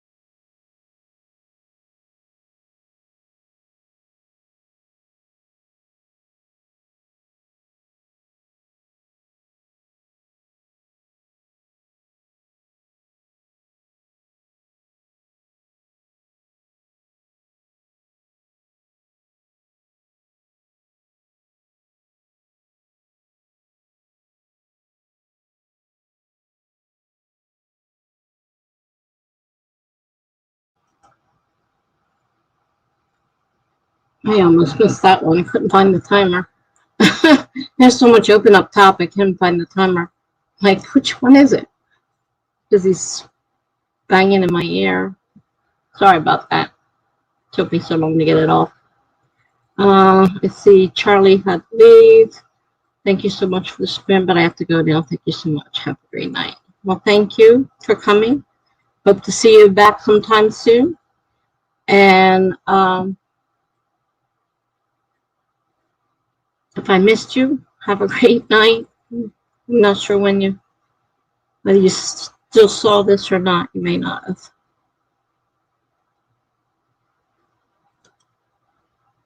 Lou says I don't even use a timer on Magic. I usually get involved and forget about the timer. Sometimes they pop in just beforehand and catch it, but most of the time I don't. I need that reminder to let me know, because if I'm not on the page, I don't know the timer's going down. I can't see it. So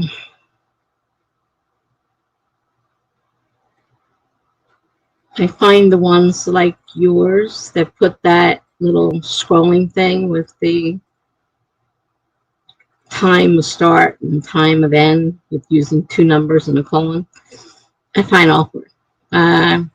Too much trouble, and I really prefer having something that alerts me that it's running out. Otherwise, I have to sit there and stare at that thing and try to make sure. Plus, I'd have to figure out, the time, and it's just too much. A couple of people do it that way. I find it very difficult. So I prefer using the timer, and I usually just use the plain timer because the other ones could be harder to set up. This is just plain, simple, and easy. Jen says, I am not writing that fast at all, but I am going back to check details. Yeah. Sometimes it's nice to fix things before they get completely out of hand. Depending on how I feel, whether or not I write real fast and then have to go back and fix a million things, or if I write a little slower and then don't have as many mistakes. BA says, well, I worked on my blog, did some more brainstorming, started watching Amanda's new video, and I bought a book. I wonder what book that is. I have a good imagination. I can think I know about whose book you bought.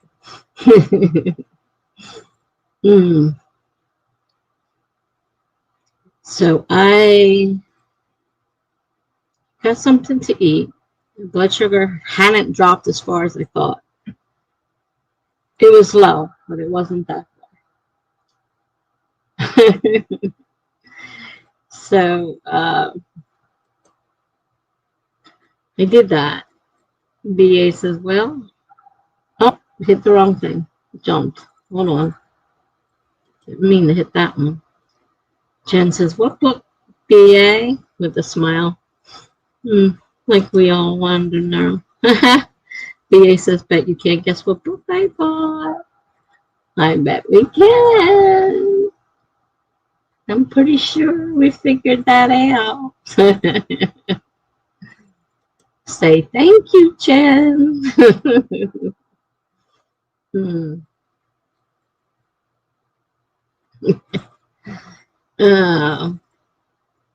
what else did I do? Well, I got the food, had some juice, answered some more comments on my blog, and just started opening up another page to start a blog post. Because I got a few to do before they get super out of hand again. Plus, I'm procrastinating.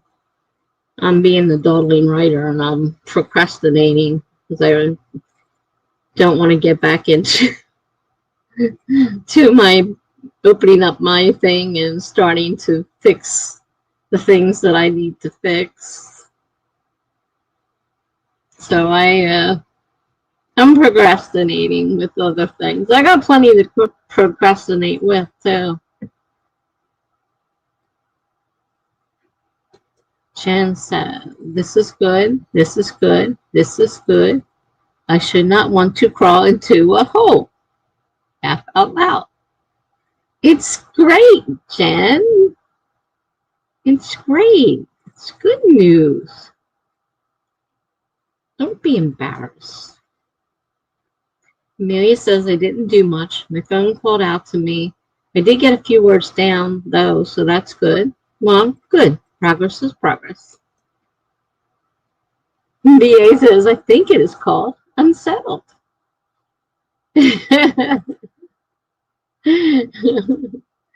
Jen yells, yay! Yay!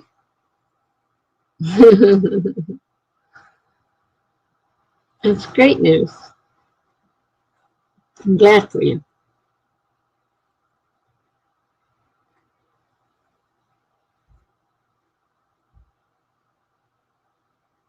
Somebody's banging something out there today. It was pretty loud, whatever that was. Reminded me of the days when my son was a teenager and he'd get furious at his game and he'd start pounding on the floor and the walls. That's what it sounded like. I live in an apartment building where we're packed in like sardines, so people start pounding on things, you hear it. Somebody, I don't know exactly where, usually nighttime, likes to vacuum. So Amanda says, I'm always embarrassed when people read my work. Though I really want people to read my work. It's a strange emotional state to be in. I can only imagine. We're only teasing.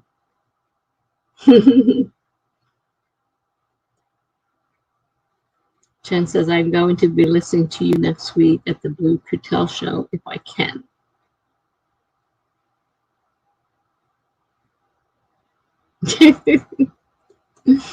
Blue says to Jen, I'd be honored to have you listen to me embarrass myself. You guys are funny. Jen says, yay, and Amanda.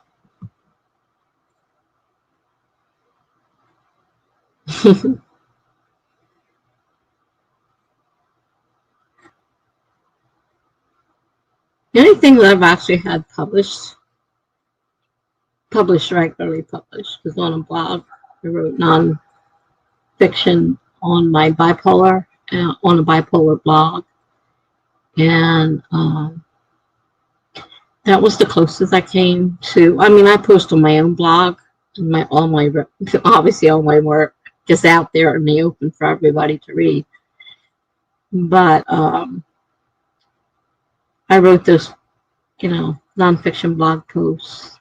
I had to apply for the job and everything. I had to send them, copies of my work so they could see if I'd be a fit for the position and whatnot. So I did that for around a year or so.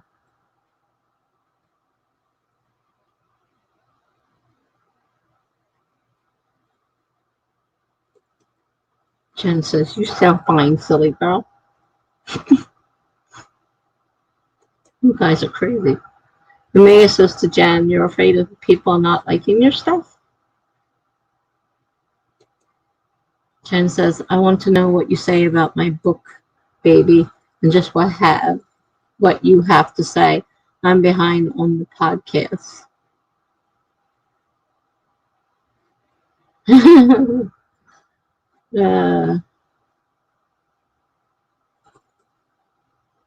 Oops, wait a minute. Jump. Amanda says I should probably get going. It's about time for dinner. Thanks for keeping me company while I waited for my video to post. You're very welcome, Amanda. Anytime. Thanks for coming. Have a nice night. Enjoy your dinner. I'm eating junk food. Not eating dinner. Eating junk food. But see you again sometime soon. Jen said it's not that to Amelia. Blue says I am prone to silliness. Thinking emoji I'm too lazy to find.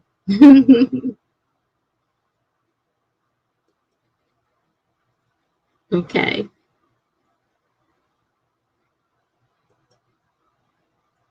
Jen says, I like my book a lot. I just feel vulnerable or something. That's my baby. I can only imagine. Like I said, the closest I came to publishing was those blog posts that I wrote. I mean, they got read by hundreds of people on Facebook because they were all posted on Facebook. And there were tons of comments after it posted. I mean, I couldn't even possibly read all those comments. You know, I looked at a few of them, but I couldn't possibly keep up because it, posted on the blog and then it was attached to Facebook. So of course it was just like lists and lists and lines of people making comments, and not necessarily about just what I had written, but about the situation I had written about and whatnot. So that's the closest I came to that. Jen says, I have a friend telling me the finer points of publishing right now, and it seems I'll be making some changes to the description, blurb, etc. That's good. There's somebody to help you. Seems like, there's a lot of things you really need to know. The one thing you have to do is you do have to self-promote yourself. You need to have some kind of platform, author platform, to promote yourself. You have to get out there and get yourself known. Otherwise, they're not going to know it. Jen says, and you know that I wrote it during a bit of a mental break. Tessa, yeah, but it doesn't really matter why or where or what. You wrote it. So, if you publish it, you need to get it out there so people can read it. Otherwise, why bother?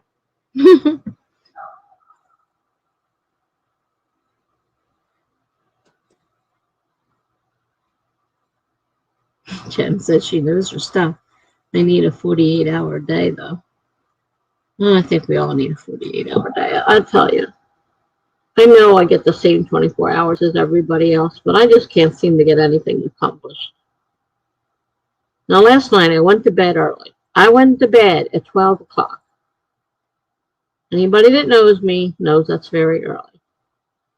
I laid there for 3 hours. And I kept saying, maybe I should get up and turn the computer back on and get back on and do something. And I could say, no, you're going to fall asleep soon, real soon. You were falling asleep before you came to bed. You should be fine. You should be falling asleep. 3 hours I laid there last night. So that was like a completely screwed up. I could have been sleeping. Instead, I was laying there. Wasted 3 hours. I could have been doing something. Jen says I'm a total slacker when I'm home. Nobody's paying you to work at home, unless you're writing, of course, for one of your clients.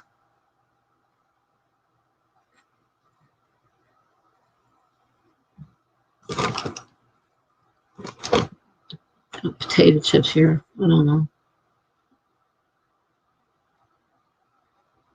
I don't know if I feel like eating them or not. Oh, excuse me. At least I know. Well, I don't know, because if I don't eat the potato chips, then my blood sugar will be probably too low because I didn't get everything I put in there so far in the carb count. Haven't eaten it for drink because the drink was frozen, so I only got part of it. I have to wait for it to finish the frosting, and then I didn't eat the chips, all of them. So, Amelia says, fun fact: if you don't see the sun and live in a cave or something, your body can change your sleep schedule closer to 36-hour periods. It's your body's natural instinct to line it up with the sun. My body prefers to sleep in the sun. My body does not like the sun. I sleep better during the day, which is why I prefer to be a night owl, but the rest of the world doesn't let me do that. So I have to try and conform to the rest of the world. Sometimes I don't get any sleep because my body just doesn't want to sleep, or it doesn't like to sleep at night because I don't know exactly. I think fear is part of it. I have a fear of the dark, so I have a lot of light. And during the day when the sun is out, the blinds are up, the sun is shining in, I just feel safer. And I have always been a night owl. Just ask my mother if you could. She was always complaining. Jen says, I think I'd be a night owl given the choice. Me too. I am as much as possible, but sometimes it's just not possible.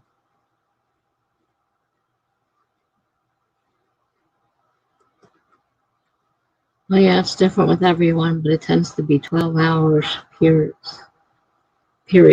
I right now have a really bad problem. I keep falling asleep. I have sleep apnea. And they said to me, oh, as soon as you get the BiPAP machine, everything will be fine. You won't be tired anymore.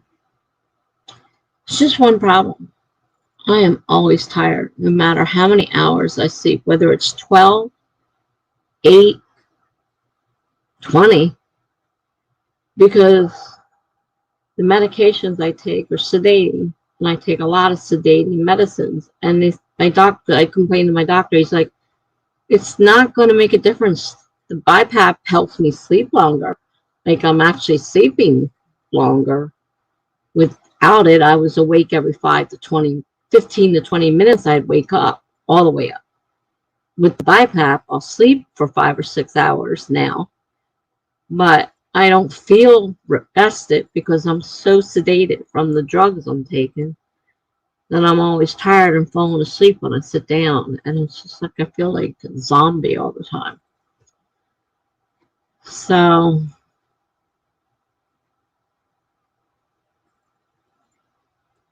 I don't know what to do.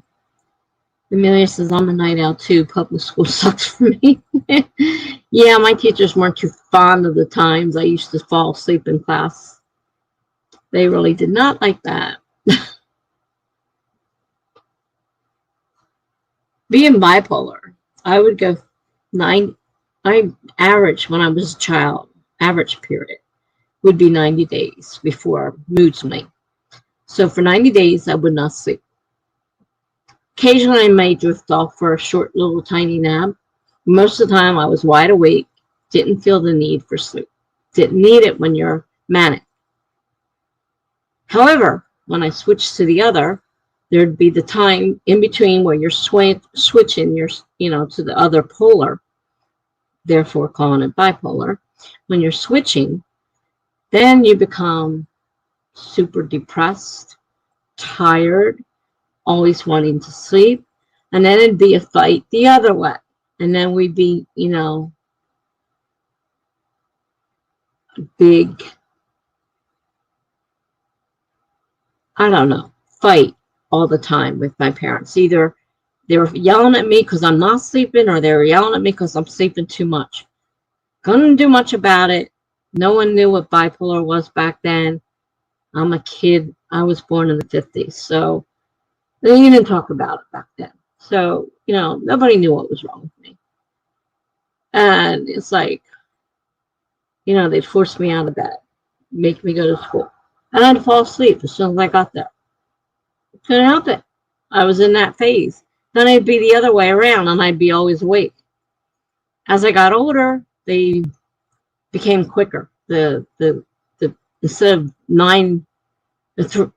of 3 months or 90 days, it would drop down and it would get closer and closer together. So I was swinging back and forth more rapidly. And now, though I'm under medication and fairly controlled, I do swing rapidly. I could be manic, and 5 minutes later, I could be full depression mode. So I never know what's coming up in my life, what's going to hit me next, or anything. I have no way of knowing, no way of controlling it. They're doing the best they can with the medicine that's available. So I try. Jen says I get up for work around 5 in the morning and want to throw myself in front of the bus that takes me there every morning. I'm so tired. 5 in the morning. God. Half the time, 5 in the morning, I'm just climbing into bed. And that's even, I mean, there have been nights when I don't even go to bed because I have to be up early in the morning. And it's like, it's not worth lying down for an hour or two. I'm just going to feel worse. So I'll end up staying up until I'm done and then come home and go to sleep. But then, you know, I stream a lot longer, more often, so they don't always have that option. I mean, I could cancel the stream if I had to, if it was really bad. But I don't sleep much or on any kind of schedule at all. I try to sleep when I'm tired, but I'm always tired. I'm always feeling draggy and whatnot.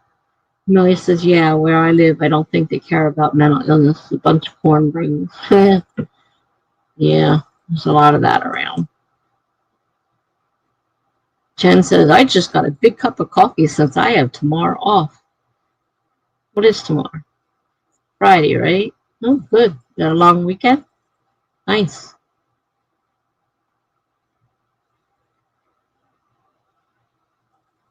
Enjoy.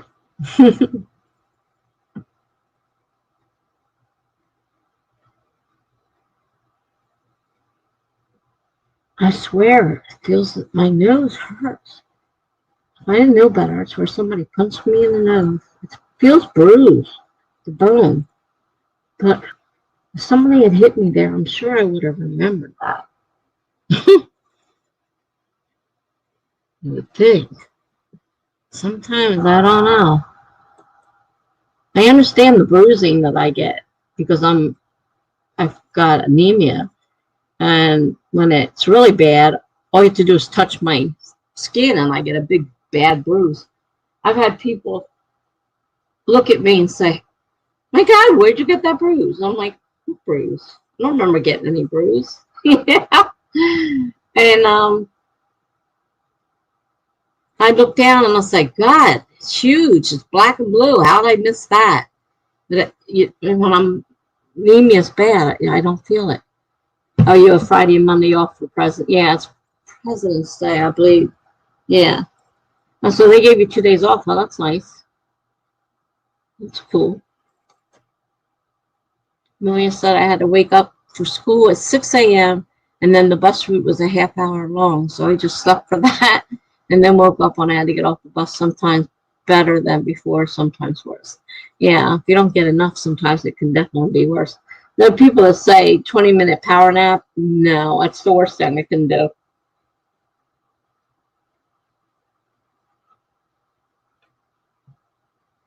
So sometimes I get too close in the morning and I know I have to be up really early. I'll just stay up. It's not worth going to bed because I feel so awful. Jen says I do that so much. Both on the way there and the way home. It kind of rocks.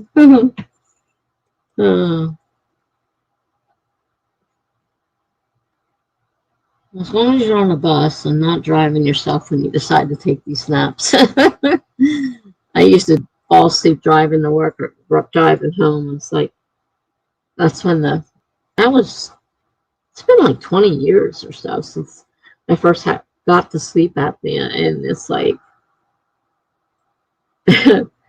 I'd be driving the car and stop at a stoplight and I'd fall asleep. I was like, oh, I wake up and I'm like, and a couple times I found myself falling asleep while driving. Now that's really, really dangerous. Definitely not a good thing to do. Jen says 20 minutes turns into an hour or two, all too easily. Yeah, and I also find that 20 minutes isn't enough. It just makes me feel worse. Meow said, yeah, I think I could rock the 1 hour power nap sometimes if I really try. Yeah, I'm definitely not the kind of person that a short nap does any good. Usually makes things worse. Of course, now I don't have a choice. If I sit down, if I'm not careful, like I sit down and I'm waiting to go to an appointment, if I don't set the alarm on my phone before I sit down, there's a good chance I'll go to sleep and miss my appointment. So I had to start doing that, setting the alarm before sitting down because that's what would happen. Definitely not a good idea. But I can't stop any of those medications, so I guess I'm doomed to be always tired. Always tired. I don't know what's blowing around in here. I got a fan running because it's hot, as usual. I just moved something off the table. I don't feel like moving it. Stay there. I don't care. So, are we ready to stream again soon? Uh-oh, this looks like we got BA says, good night all, got to get ready for bed, work tomorrow, but at least it's Friday. Well, Friday. Yay. Good night, BA. Thanks for coming. Thanks for joining my blog. It still doesn't say. I checked a little while ago. Still not up there. Maybe it doesn't tell me the email ones. Maybe it only shows me the ones that join directly through the blog. I'm not sure. So far, I haven't seen it. But thank you anyhow. Have a good night. Amanda says either I sleep for an hour or I sleep for 7 hours, rolling the dice. Luckily, I go to online school and my schedule is so lax. Well, that is a good thing. Same with the people who work at home and they don't have to do specific hours, where they have, like my sister knows that she has X amount of work that has to be done during the day. She can schedule it to her time. But if you work certain jobs, you're still stuck without certain hours, and you have to be awake. And like the people that work in call centers and stuff, they still have to work a normal working day, and they have to get up and do the whole thing. So, yeah.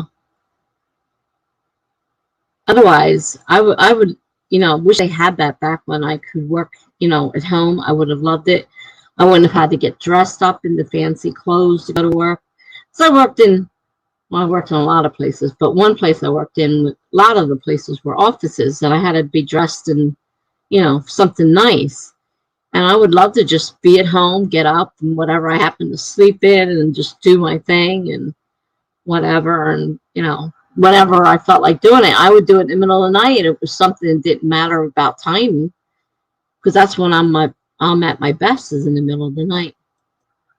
So, Jen says good night and thank you to BA. Amelia says sprint, yay. Okay, so we got another sprint coming up.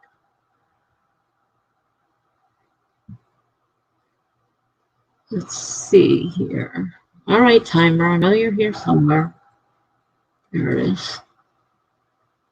We set it to 30 minutes.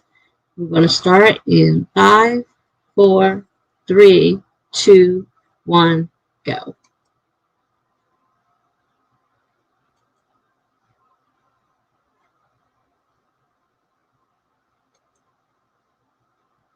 All right.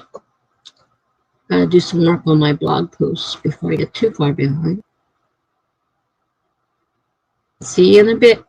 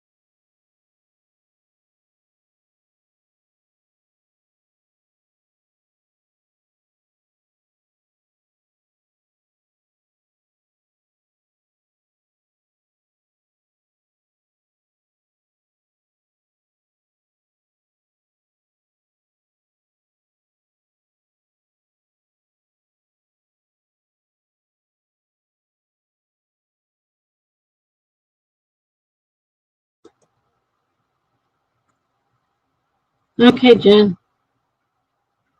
See you in a little bit.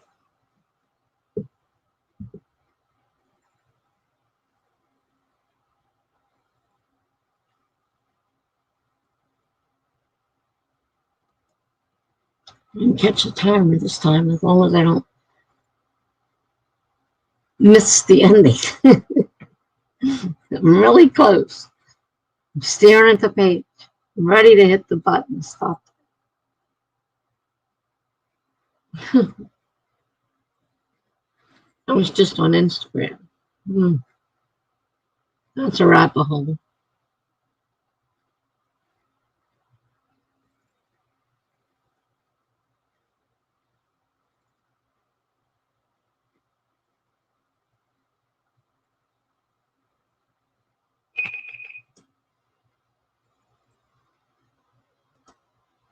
Okay. So, another sprint went by. I worked on a story for a photo prompt on my blog. I had to come up with some kind of idea for the story and a word. There's a word prompt too. So I went ahead and started doing that. Didn't quite finish it in time, so it's not posted yet. Just slowing down.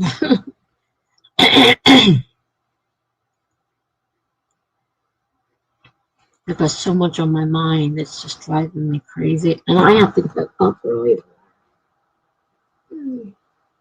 Doctor call. It's nice sometimes to have calls, rather than driving into the office. That's nice at times. But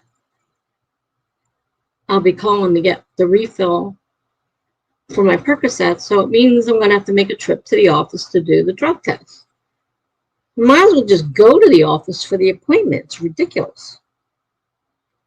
I still going to have to drive there sometime. I'm sure they'll tell me what they want me to do. They always do. What am I looking at? The weather. I don't need to look at the weather right now. I need to set an alarm. 1 o'clock. No, can't. No. Dummy. 9 o'clock. 9 o'clock.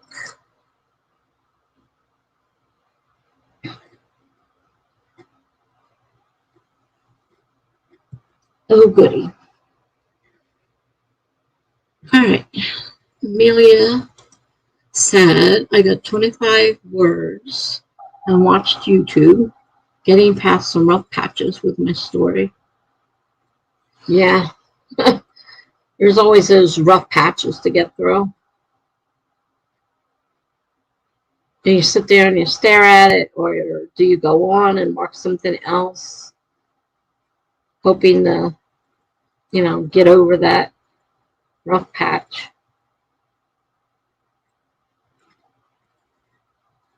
I think I'm procrastinating a lot. I'm doing a lot of other things, so they need to be done. I think I'm really putting off writing. I mean, I'm doing the blog, and that's my excuse. I'm doing the blog. I'm writing. I'm just writing in my blog. And I do a lot of prompts, so they take a lot of time, and I probably should cut down on the amount of prompts. But they're good excuses for when you don't feel like writing something else. Oh, well, I have to catch my blog up. It's falling behind. Well, I have a bunch of prompts that I follow throughout the week. I have a little list made up to try to remember not to miss any of them. Sometimes I don't quite make them all. Some I just look at them and I'm just like, nothing's coming for that prompt. You can sit there and stare at it and it's not going anywhere. Nothing's coming in. It's just wasting time. And it's best just to say, skip it this week and wait the next week. See what next week brings, because sometimes I waste a lot of time. I always end up wasting a lot of time with the blog when I get going. And Maya says, I love how I ask for other people's opinions, and then when they give an opinion, I suddenly have my own opinion that either agrees with them or is the complete opposite. Well, I think that's probably pretty normal for most people, to be honest. I mean, everybody's got their own opinion. It's not going to always agree with what everybody else tells you. Of course, if you don't want to hear their opinions, you shouldn't ask for them. Just remember, if you ask for an opinion, you're going to get it sometimes. Not all the time, but sometimes you're going to get some opinions you may not like.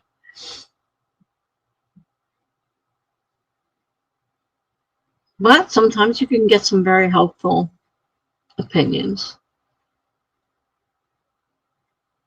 I mean, some people are asking for a lot of stuff, and I'm like, I have no idea. It's like, I don't know. Never thought about that. Amy Lee is one who asked for a lot of, how do you think I should write this? And how do you think I should write that? I'm like, I don't know what. I tried helping her in the beginning, and like she just kind of was, ignoring what I said. And I'm like, why am I bothering? But she's not going to listen anyhow. So now when she asks, I just pretend I don't see it. Somebody will say something. Somebody will say something for sure. But I stopped because it became, why are you asking? Oh, good night, Allie. Were you here?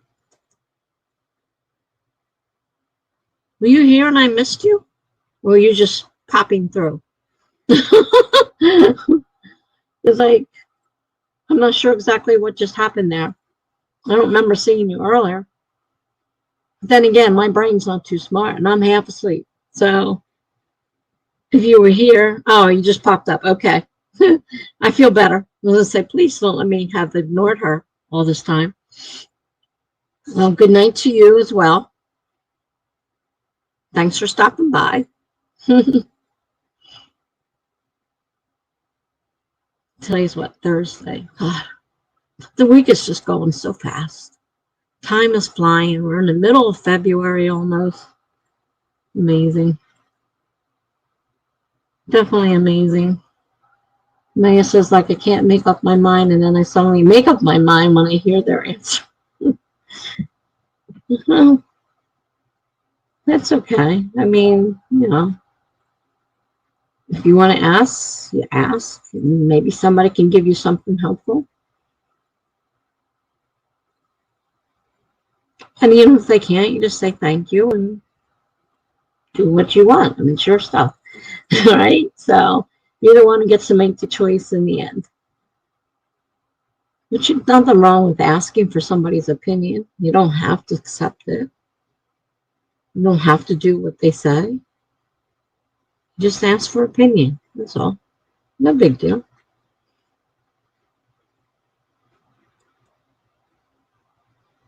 Oh, man. It's like, yeah, we're going to sprint again. I've got stuff to do. Just need to stretch my body. You're so tired sitting in this chair. It's not very comfortable. And I need to figure out I have to finish the one blog post for sure because it's almost done. There's no sense leaving it sitting there. Definitely have that to do. What to do after that, I'm not sure. I did make the cover for my, that's true. I could go on my blog and put the cover and about me section on the book I have on there, the memoir, a military wife memoir. I could go on there and do that. And that'd be another thing off my list of stuff I have to do. All right, so let's get let's see here. Let's find the timer again. It's hidden. Let's get another 30 minutes. We'll start in 5, 4, 3, 2, 1, go.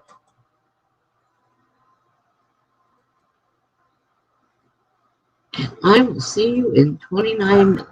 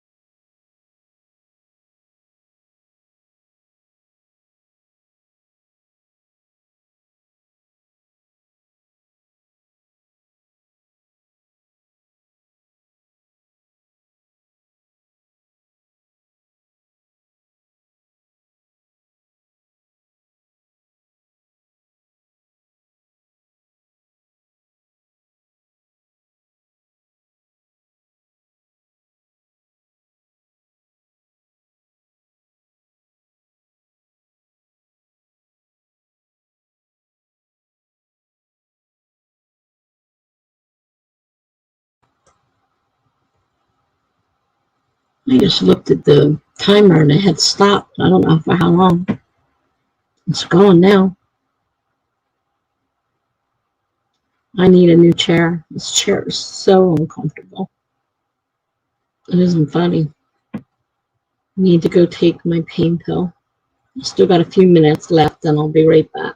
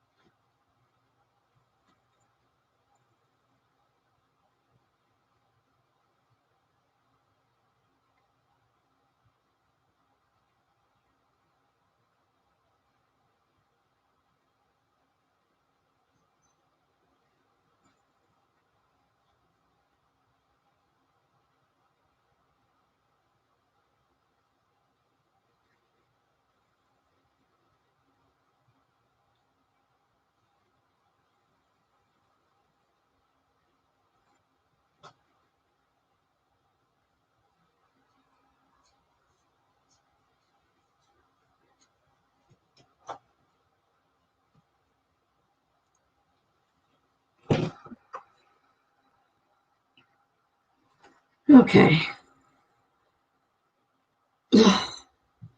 Made it back. I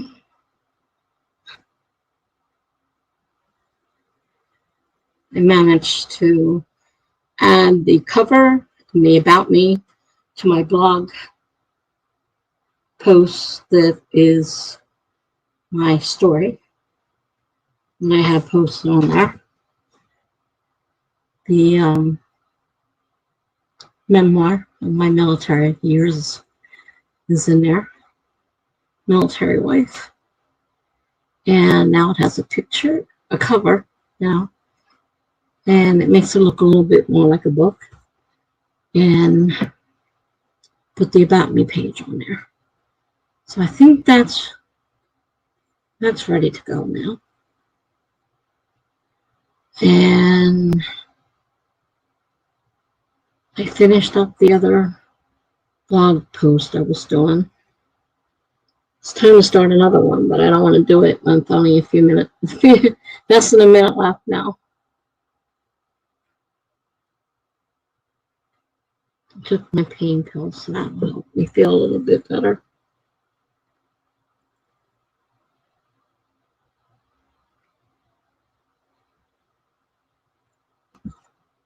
Oh, boy.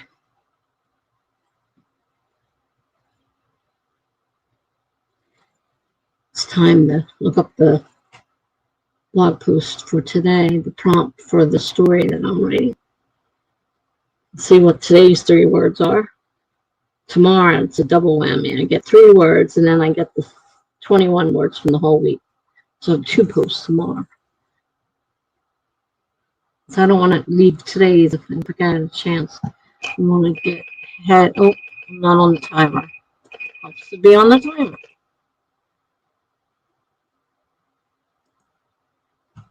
So I want to definitely do one of them at least, not more, because after 12 something, she puts the next one on because she's in the UK somewhere. Amelia said, I wrote all my story and got a homework assignment done and had time left over to watch some YouTube. Oh, very good. Yeah, you do your school at all hours, don't you? That's nice. Didn't have those options when I was going to school.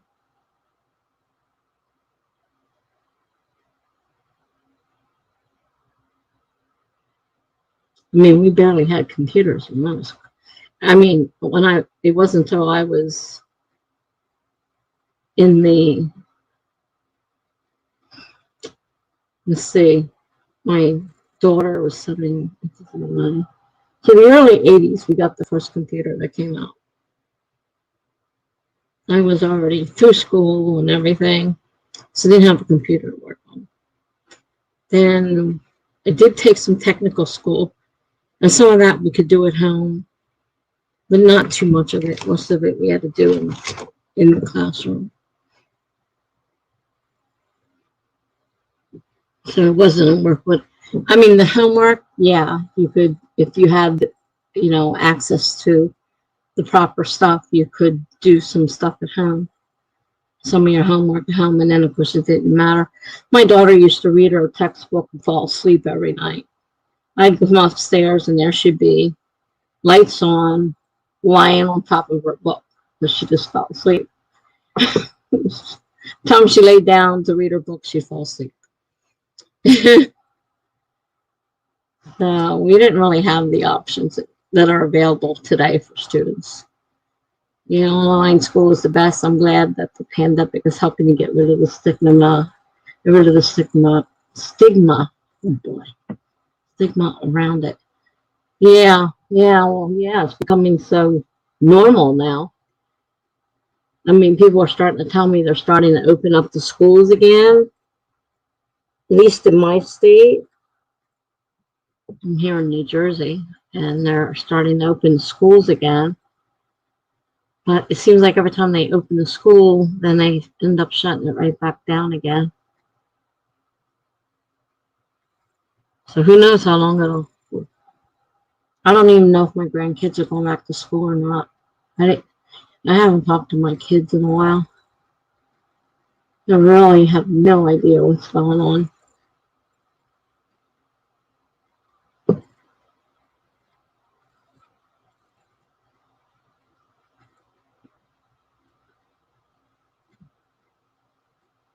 Like last time I talked to my daughter, they were out of school yet. And she works in the school, so when they have school, she works, and when they don't have school, she doesn't. But since she's salaried, she gets paid whether she goes to school to work or not. She goes, it's easier than, no, doesn't probably get as much, but it's easier than dealing with unemployment. Unemployment is a pain. She had a hard time with that. The last time she was in a different job, still in school, but in a different job, and she had to go apply for unemployment. She had so many hassles.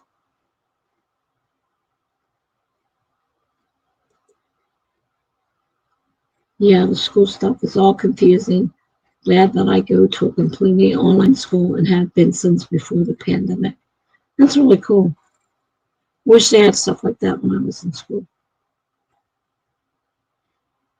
I see them advertise, high schools and stuff on the TV all the time, and I'm thinking, man, I wish we had something like that when I had been in school. Not have to deal with the kids because I got bullied all the time and everything. It wasn't fun going to school at all. I loved learning, but I didn't like the way the kids treated me. So I would have loved to have been able to go to school online. But back then, we didn't even have computers, so certainly we're going to be going to school. mm. Mm. Trying to clear my throat. It probably sounds a little funny, too. It's sounding a little weird to me. So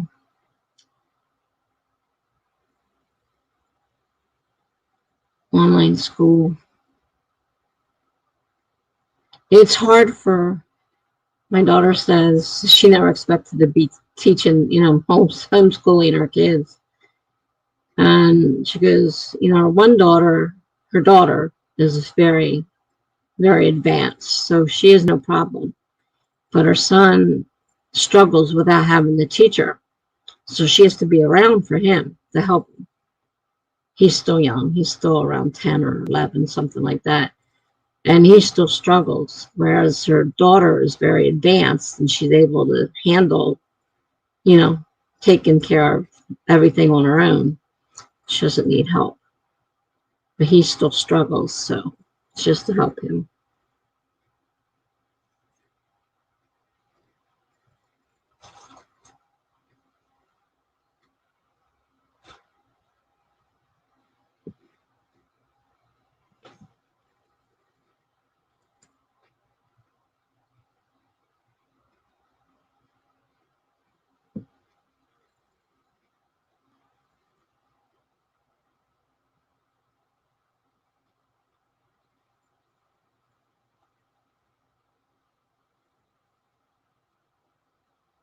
Trying to figure out what I want to do next. I did do, I think I have something I can.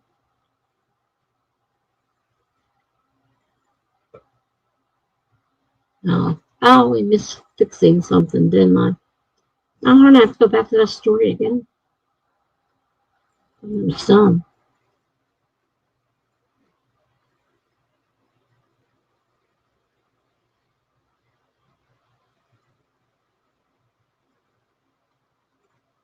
Must be somewhere else I wrote that. It's not there.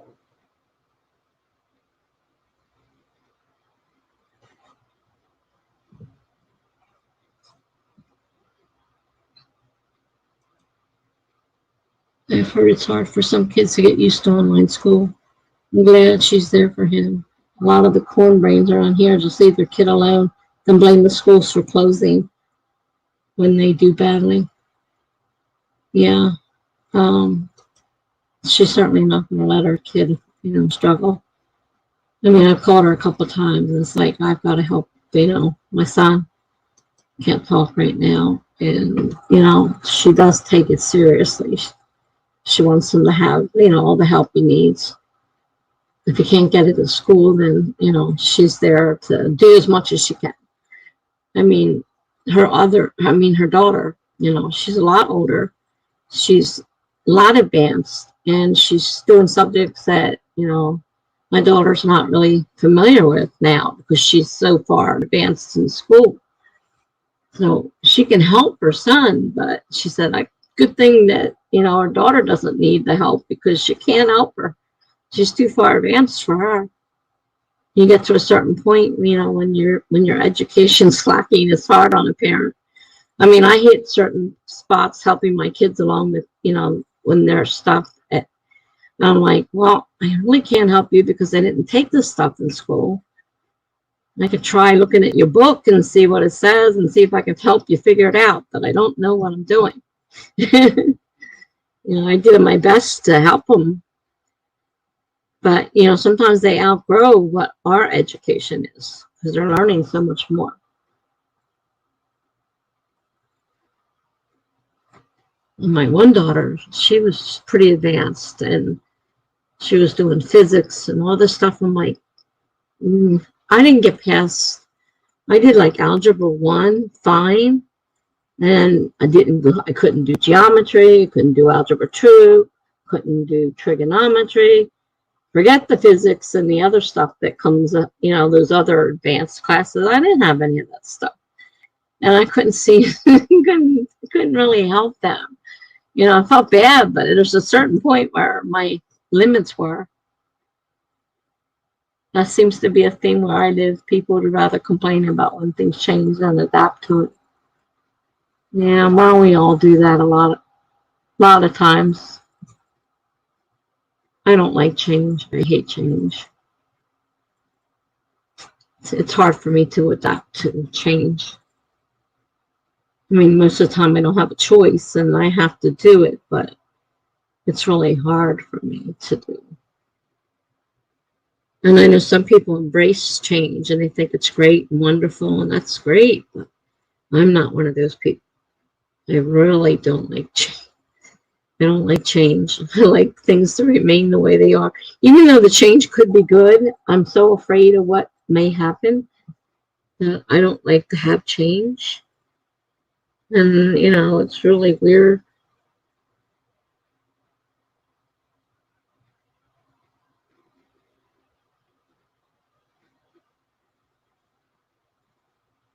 I mean, sometimes later on I'll say, oh, well, it's a good thing that we changed whatever, because that really was a good thing. But, you know, when it's first happening, I struggle sometimes with things. I'm like, oh, I don't want to change. And sometimes they do end up being the best thing. You just never know for sure.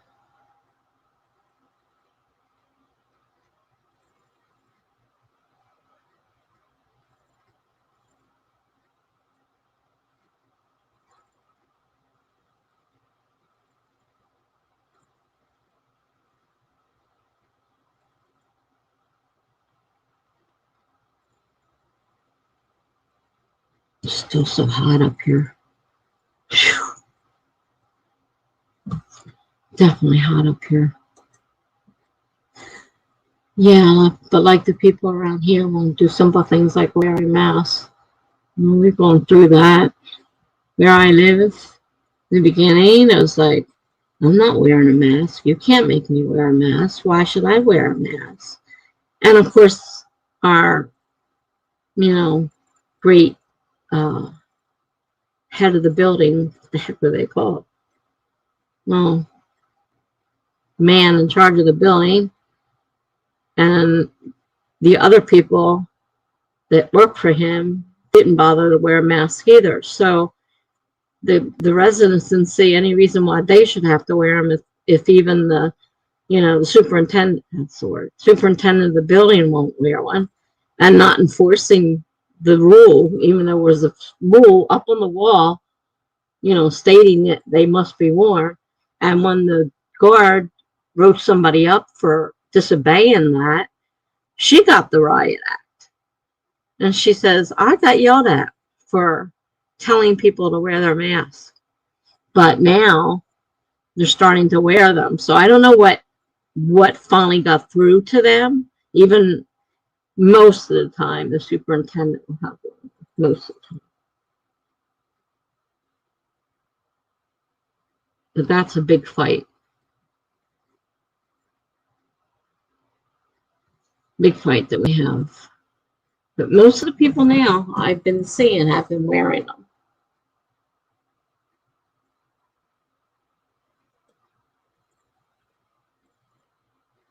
Oh no, it's not localized. It happens everywhere. People are ridiculous in, you know, taking care to try not to pass this thing around. They'd rather not have to wear a mask. I would like to not wear a mask. I have asthma. I can't breathe with that thing on. I wear my mask because I have to wear a mask and I don't want to be sick. But then I got yahoos around me who don't care about me or anybody else and don't want to wear a mask and won't wear a mask.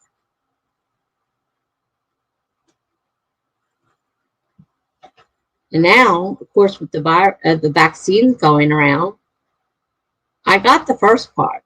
I have to go get around the 22nd. I have to get my second shot. Yucky. Not too happy about that. They still said you're going to have to wear a mask. Because not everybody's, the vaccine doesn't work on all the different stuff, you know, there's different types of the virus. Doesn't work on all of them. Two, some people like me, they already told me, since I'm immunocompromised already, it's not going to work for me as it works for someone who's healthy. So I am basically still going to be at the risk of all these people that are carrying this virus around who won't get the vaccine and won't wear masks. And I'll have to wear a mask, but it's not going to really help me much if the person around me is sick. It only keeps my germs to me. It doesn't keep your germs from me.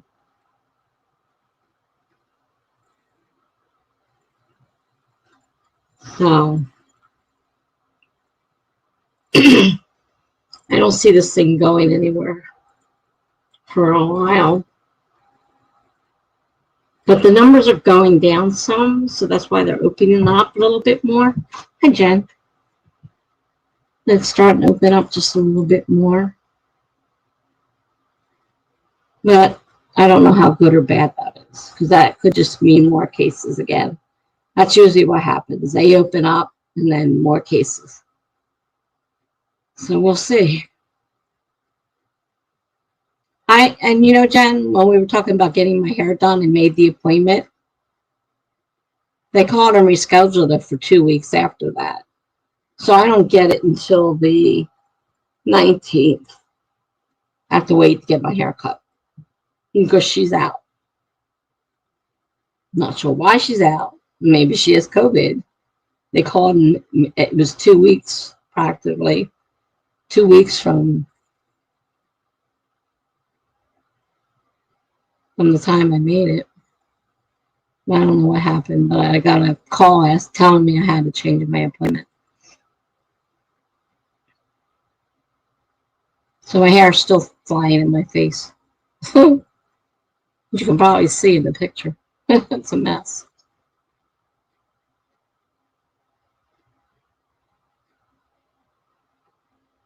So are we ready for another sprint?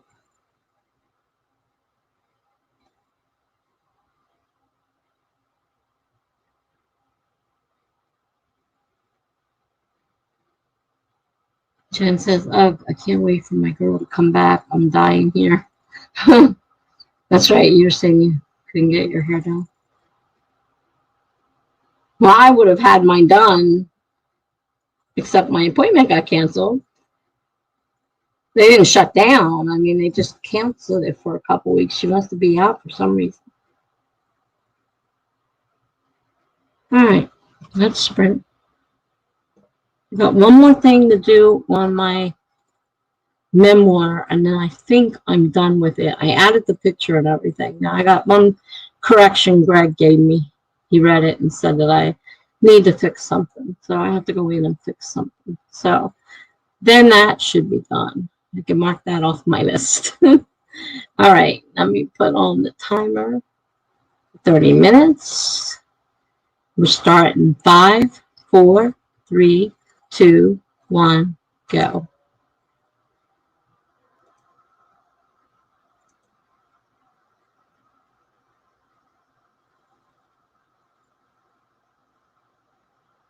Well, I know you're in California. California right now is a hot spot, so I'm not surprised they're all closed up there. We've been open for a long time now, and they're only a few people can get in at a time, and it's very restricted in how many people are allowed in there.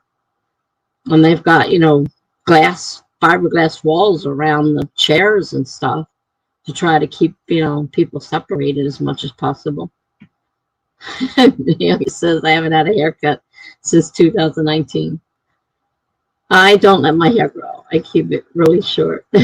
Right now, it's long, and I hate it. And this isn't really long. I know people keep telling me that. Greg told me the other day, he says, your hair is long. He goes, my hair is longer than yours, a lot longer than yours. I said, I prefer my hair short. I like to be able to run the towel over it and it's dry. I like, it thinned out and easy. I don't like to take care of it. I don't want to do anything with it. And right now it's hanging in my eyes. It's annoying me. And I said, I like guys with long hair. I really like the rock star long haired guys. I think they're great. I love that. Definitely like that. All right, let's get some work done here. I'm going to mute myself.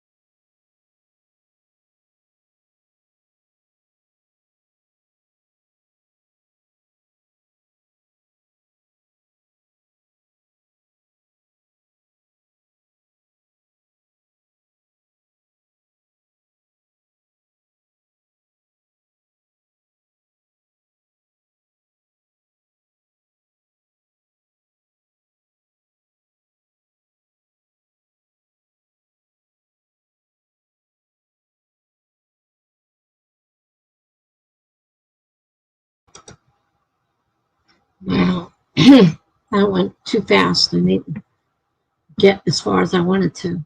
I had to make some corrections I found. Okay.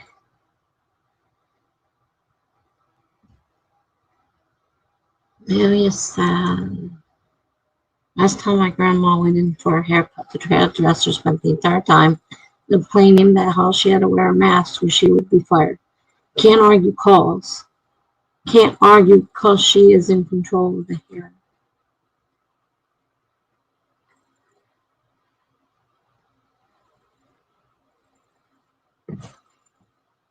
Confused. It is a requirement that all hairdressers and customers wear masks. Everyone. No exceptions. For no haircuts. Simple as that.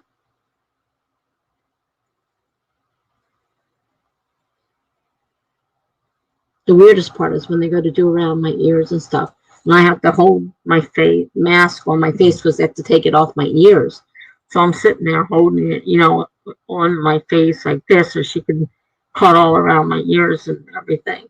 It's really, really weird, but it's not a big deal.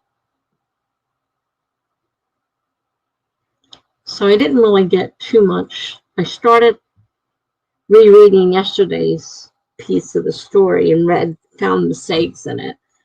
So I had to go back in and fix that. So I haven't started writing the new one for today. Well, actually, it's yesterday because now it's after midnight, so it's technically the next day. She'll be putting another one out soon. I haven't done the one from yesterday now. So it was getting kind of long. And I found two mistakes that I know of, and so far I've only found one of them. Missing the second one. I don't know can't remember what it was now.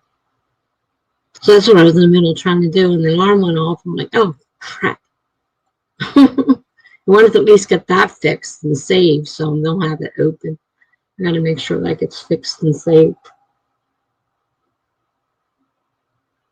One of those stupid mistakes, like here, H-E-R-E and H-E-A-R.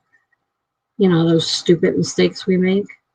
It was one of those. It's like, God, I got to fix that.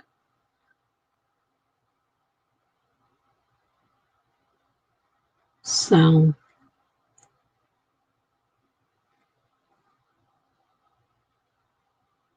that wasn't very productive. How'd you guys? So did you get anything done?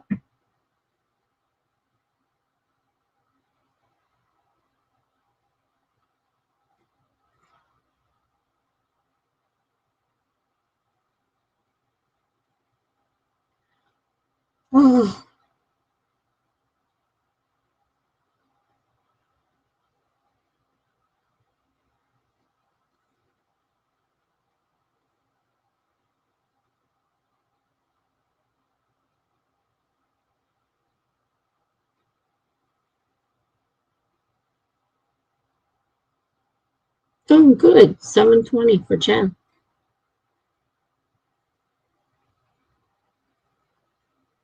Are we back on romance again?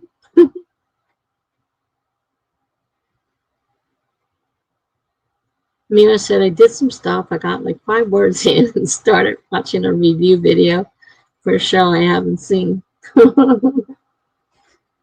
Well, she's on the YouTube rabbit hole. I did that one sprint with Instagram. When I was going through Instagram, I'm like, what are you doing? I got all these men trying to get, and make contact. Oh, you're so pretty. You're so cute. I'm like, open your eyes. I'm old. I'm not cute. You're young. You can't possibly be looking at this picture of me. And I really hate it. And they start I want to be friends, I want to talk to you. Where are you from? Blah, blah, blah, blah. Like, go away. Jen says, of course. Well, I wondered there for a while. I know you were busy working on your anthology piece.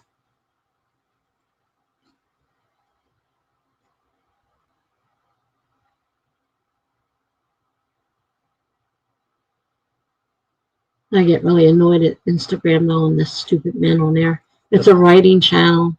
It's not a dating channel. It's not the dating game. Go away. Leave me alone. Because I don't just accept everybody's follow. I look at their profile. And if they don't say that they're a writer of some kind, bye-bye. And some of them are just plain stupid. Some of them are private. And if you send me a follow and you're private, not getting a follow back.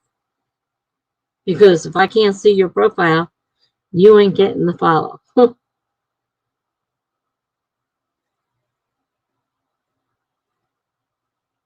You out here catching all the boys. What is your secret? Men are horny bastards. That is the secret. They are jerks. They are uncaring. They don't mean what they say. They'll say anything they can to try to get in your pants. That's the big secret. I'm not stupid. I'm not young. I'm not beautiful. All these young guys, it's a scam anyhow. Most of them are trying to get money from you. So they'll start out, they're always widowers. And, they're so, their kids are sad. They need a mother. And then they launch into their bullshit crap. It's like, I take one look at it. And if you say writer on your thing, you're not getting a follow. Just go away. I delete them all. And some of them will direct message me with, you're so beautiful. I want to get to know you, love. And oh my God, how stupid do you think I am? Oh man. Facebook's the same thing. I get the same crap on Facebook. You had one asking if you wanted to work from home today. Are you talking about crazy guys on the internet, or are you talking about one of your bosses or clients or whatever you call them?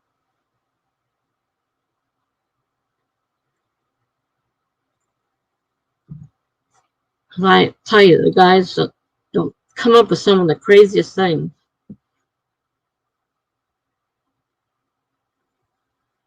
He had an amazing opportunity. I noped right out of there. Yeah, he found me on Messenger. I'll tell you.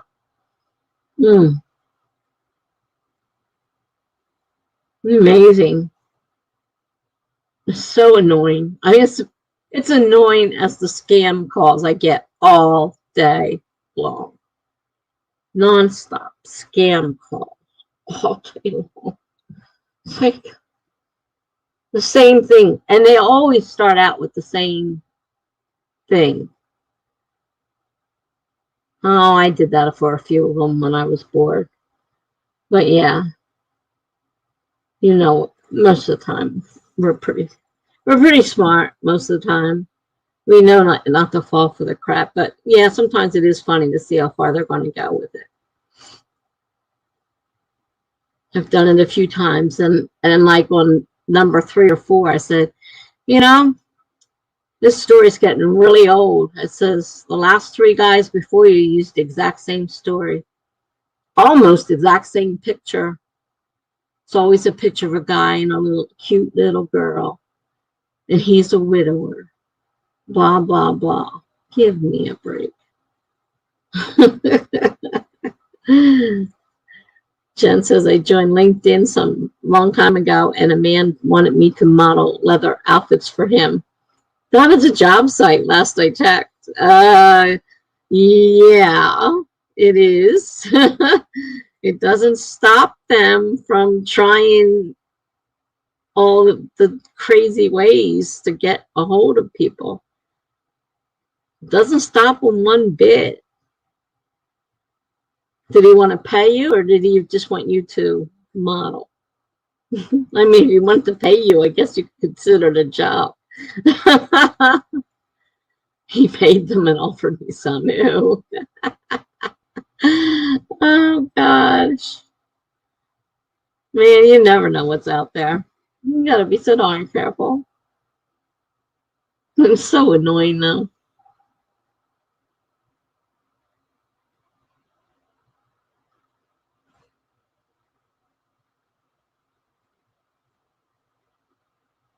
I fell for one. They got my Medicare number. I had to get it changed. I had to go through all this nonsense for fraud, report it to all these places. And now I'm getting the calls again. I said, look, you guys, I know it's a scam. Just shut up and leave me alone. Oh no, it's not a scam. I said, look, I've already been through this. I'm not falling for any of your crap. Go away. Then I slammed the phone down on him. I think he wanted to make me some. There was no pay involved. I assured him he didn't want to see me in a skimpy leather outfit. Amelia says, I really must not be active on social media. I guess not if you're not getting all that kind of stuff.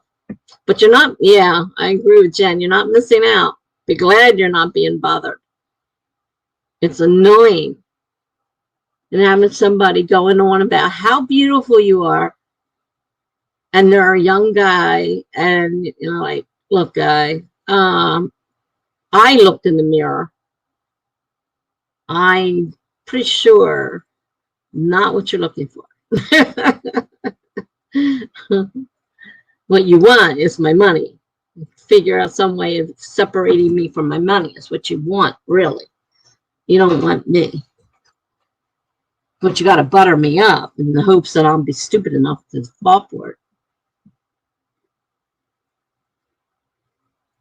You think they like the fact that we're authors?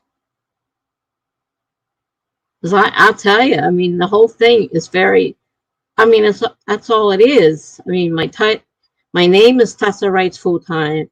My blog, you know, my profile is all about writing. It has my YouTube thing. So, you know, what would make them think I was out looking for a social life?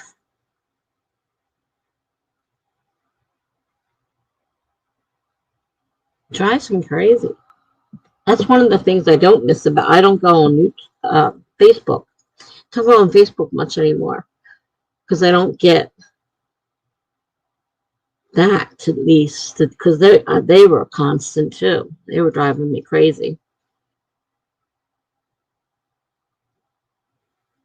I know they do. I have read what they send to other authors.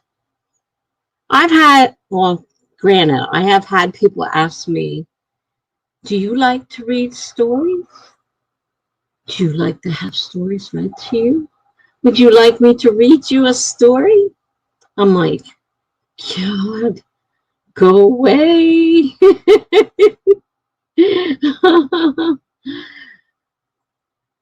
I can understand some of them, like that are companies kind of looking for authors to, you know, use them for editing or whatever like that. I can kind of understand that. But the ones that are clearly not related to writing, but they, you know, use that to try to lure you in. I mean, I've had so many of them ask me, you know, could I read them sexy stories? Could I write them dirty, sexy stories? I get those. Amelia says I get emails from publishing companies wanting me to pay them to market an unedited piece of crap book I published when I was young and stupid. That's about as close as I get. Yeah. I used to get those too. It gave me hope for a moment until I realized it was all a scam. Yeah. I get people asking me that too. You know, Can we publish your book? Can we help you with your book? Can we? But the ones that really get me are the ones that like, you know, can you write me dirty stories and then read them to me? I'm like, no. Delete. Oh my gosh. And I get them from women too. It's not just the men.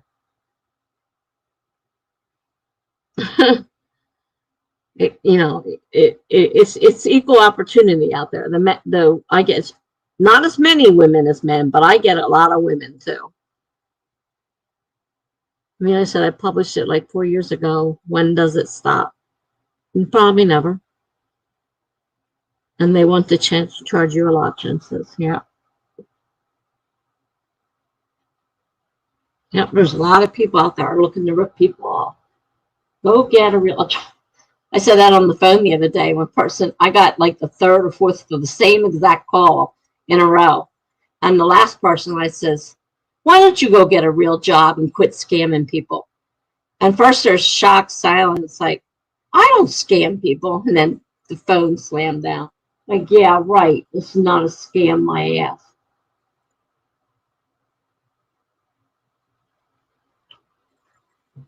I'm not that stupid.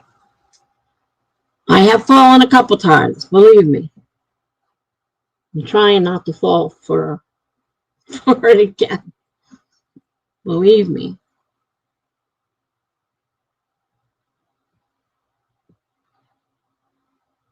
It's amazing. There's just so much of it. It's like, doesn't anybody work anymore?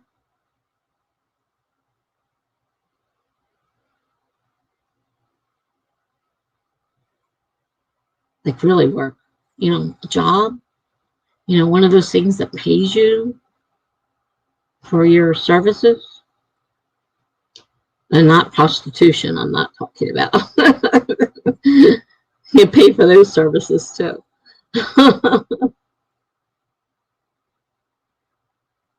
Oh boy.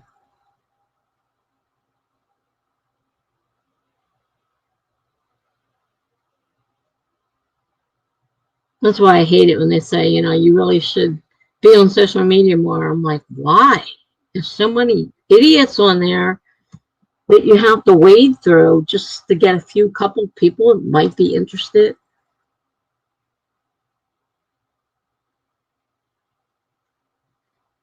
Mary says, I like watching this one guy who trolls scammers. I get trolls. I had a troll the other night. I had to block them.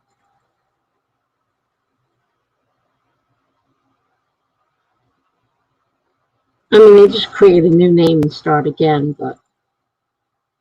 and I get on likes on my site, so I go look to see what my like is. You know what I mean? Comment on my thing, and I get a pornography site. It's like, hey, wonderful pornography site. Report for all the good that does.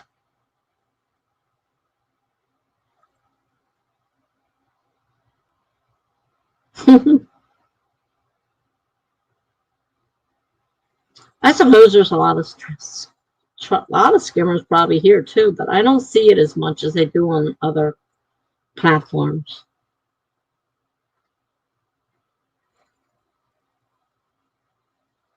As much. I've had a couple comments that were,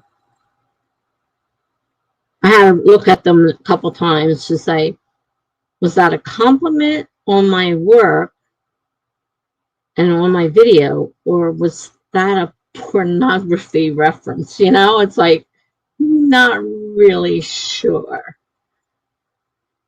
So I do occasionally get them.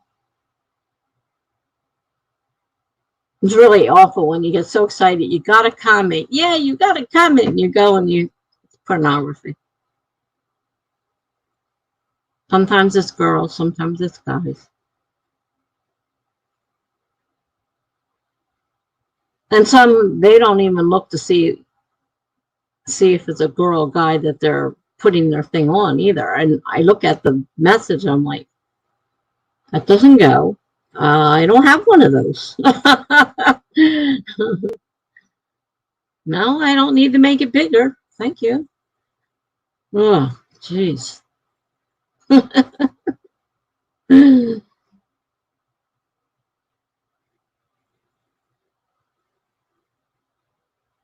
Sometimes it can be so awkward and so annoying. I got to figure out what in the world I'm going to do about this continuous glucose monitor. I'm going to try to do it myself or wait. But standing out in the weather Monday is not my idea. They won't let me in the doctor's office to show me. They have to stay in the parking lot and they have to come out, which means I have to take my coat off so they can put this thing on the back of my arm and show me how to do it. It's also supposed to be rainy and snowy. I can't see myself, fighting the ice and snow to get to my car to go stand in the parking lot so someone can show me how to put this thing on. So I'm not sure if I'm going to start it yet. There is a booklet on explaining how to do it, and I saw that they have YouTube videos, so I might try checking out the YouTube videos to see if that helps. But I don't know if I want to do it by myself or not. Amelia says he gets a voice changer and tries to keep scammers on the call for as long as possible so they aren't scamming others. It's so funny to watch. That sounds like fun. Yeah, that's cool. Yeah, they just sit there and go down one number after another. And the same one will call you either later that day or the next day. It's like, I recognize your voice. I know I heard the same story yesterday. Honest to God, go get a job. you know? Yeah, we can do another sprint. I need to get that stuff done that I got in the middle of. So, timer 30 minutes. We'll start in 5, 4, 3, 2, 1, go.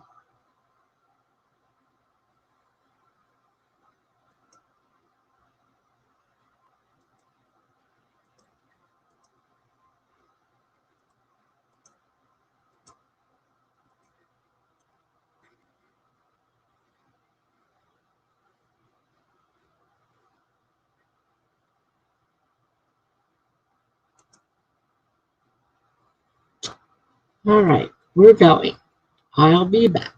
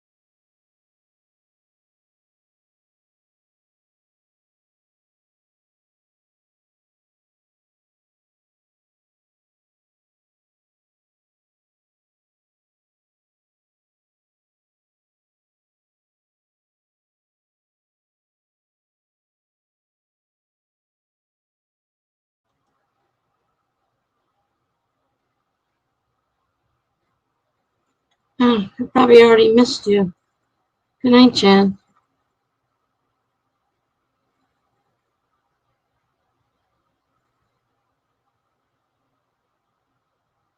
All right. See you tomorrow. Oh, yeah, Amelia, they do have a script. I've done that to them too, and they don't know what to do, so they keep on talking and reading their stupid script. And I'm like, shut up already. And then I just slam the phone down because they don't shut up. They just keep on talking. So, well, I did get that one post done. I don't know if she's posted the other one yet or not, but I did get yesterday's done now, which I think is technically today's because it's after midnight now. I'm not sure. I'm confused. I just know what number I'm on and just try to keep following them. Yeah. Good night, guys. I'll catch up with you. I need to get some sleep too because I have an early morning. Get this timer off before. I'll see you guys later. Good night.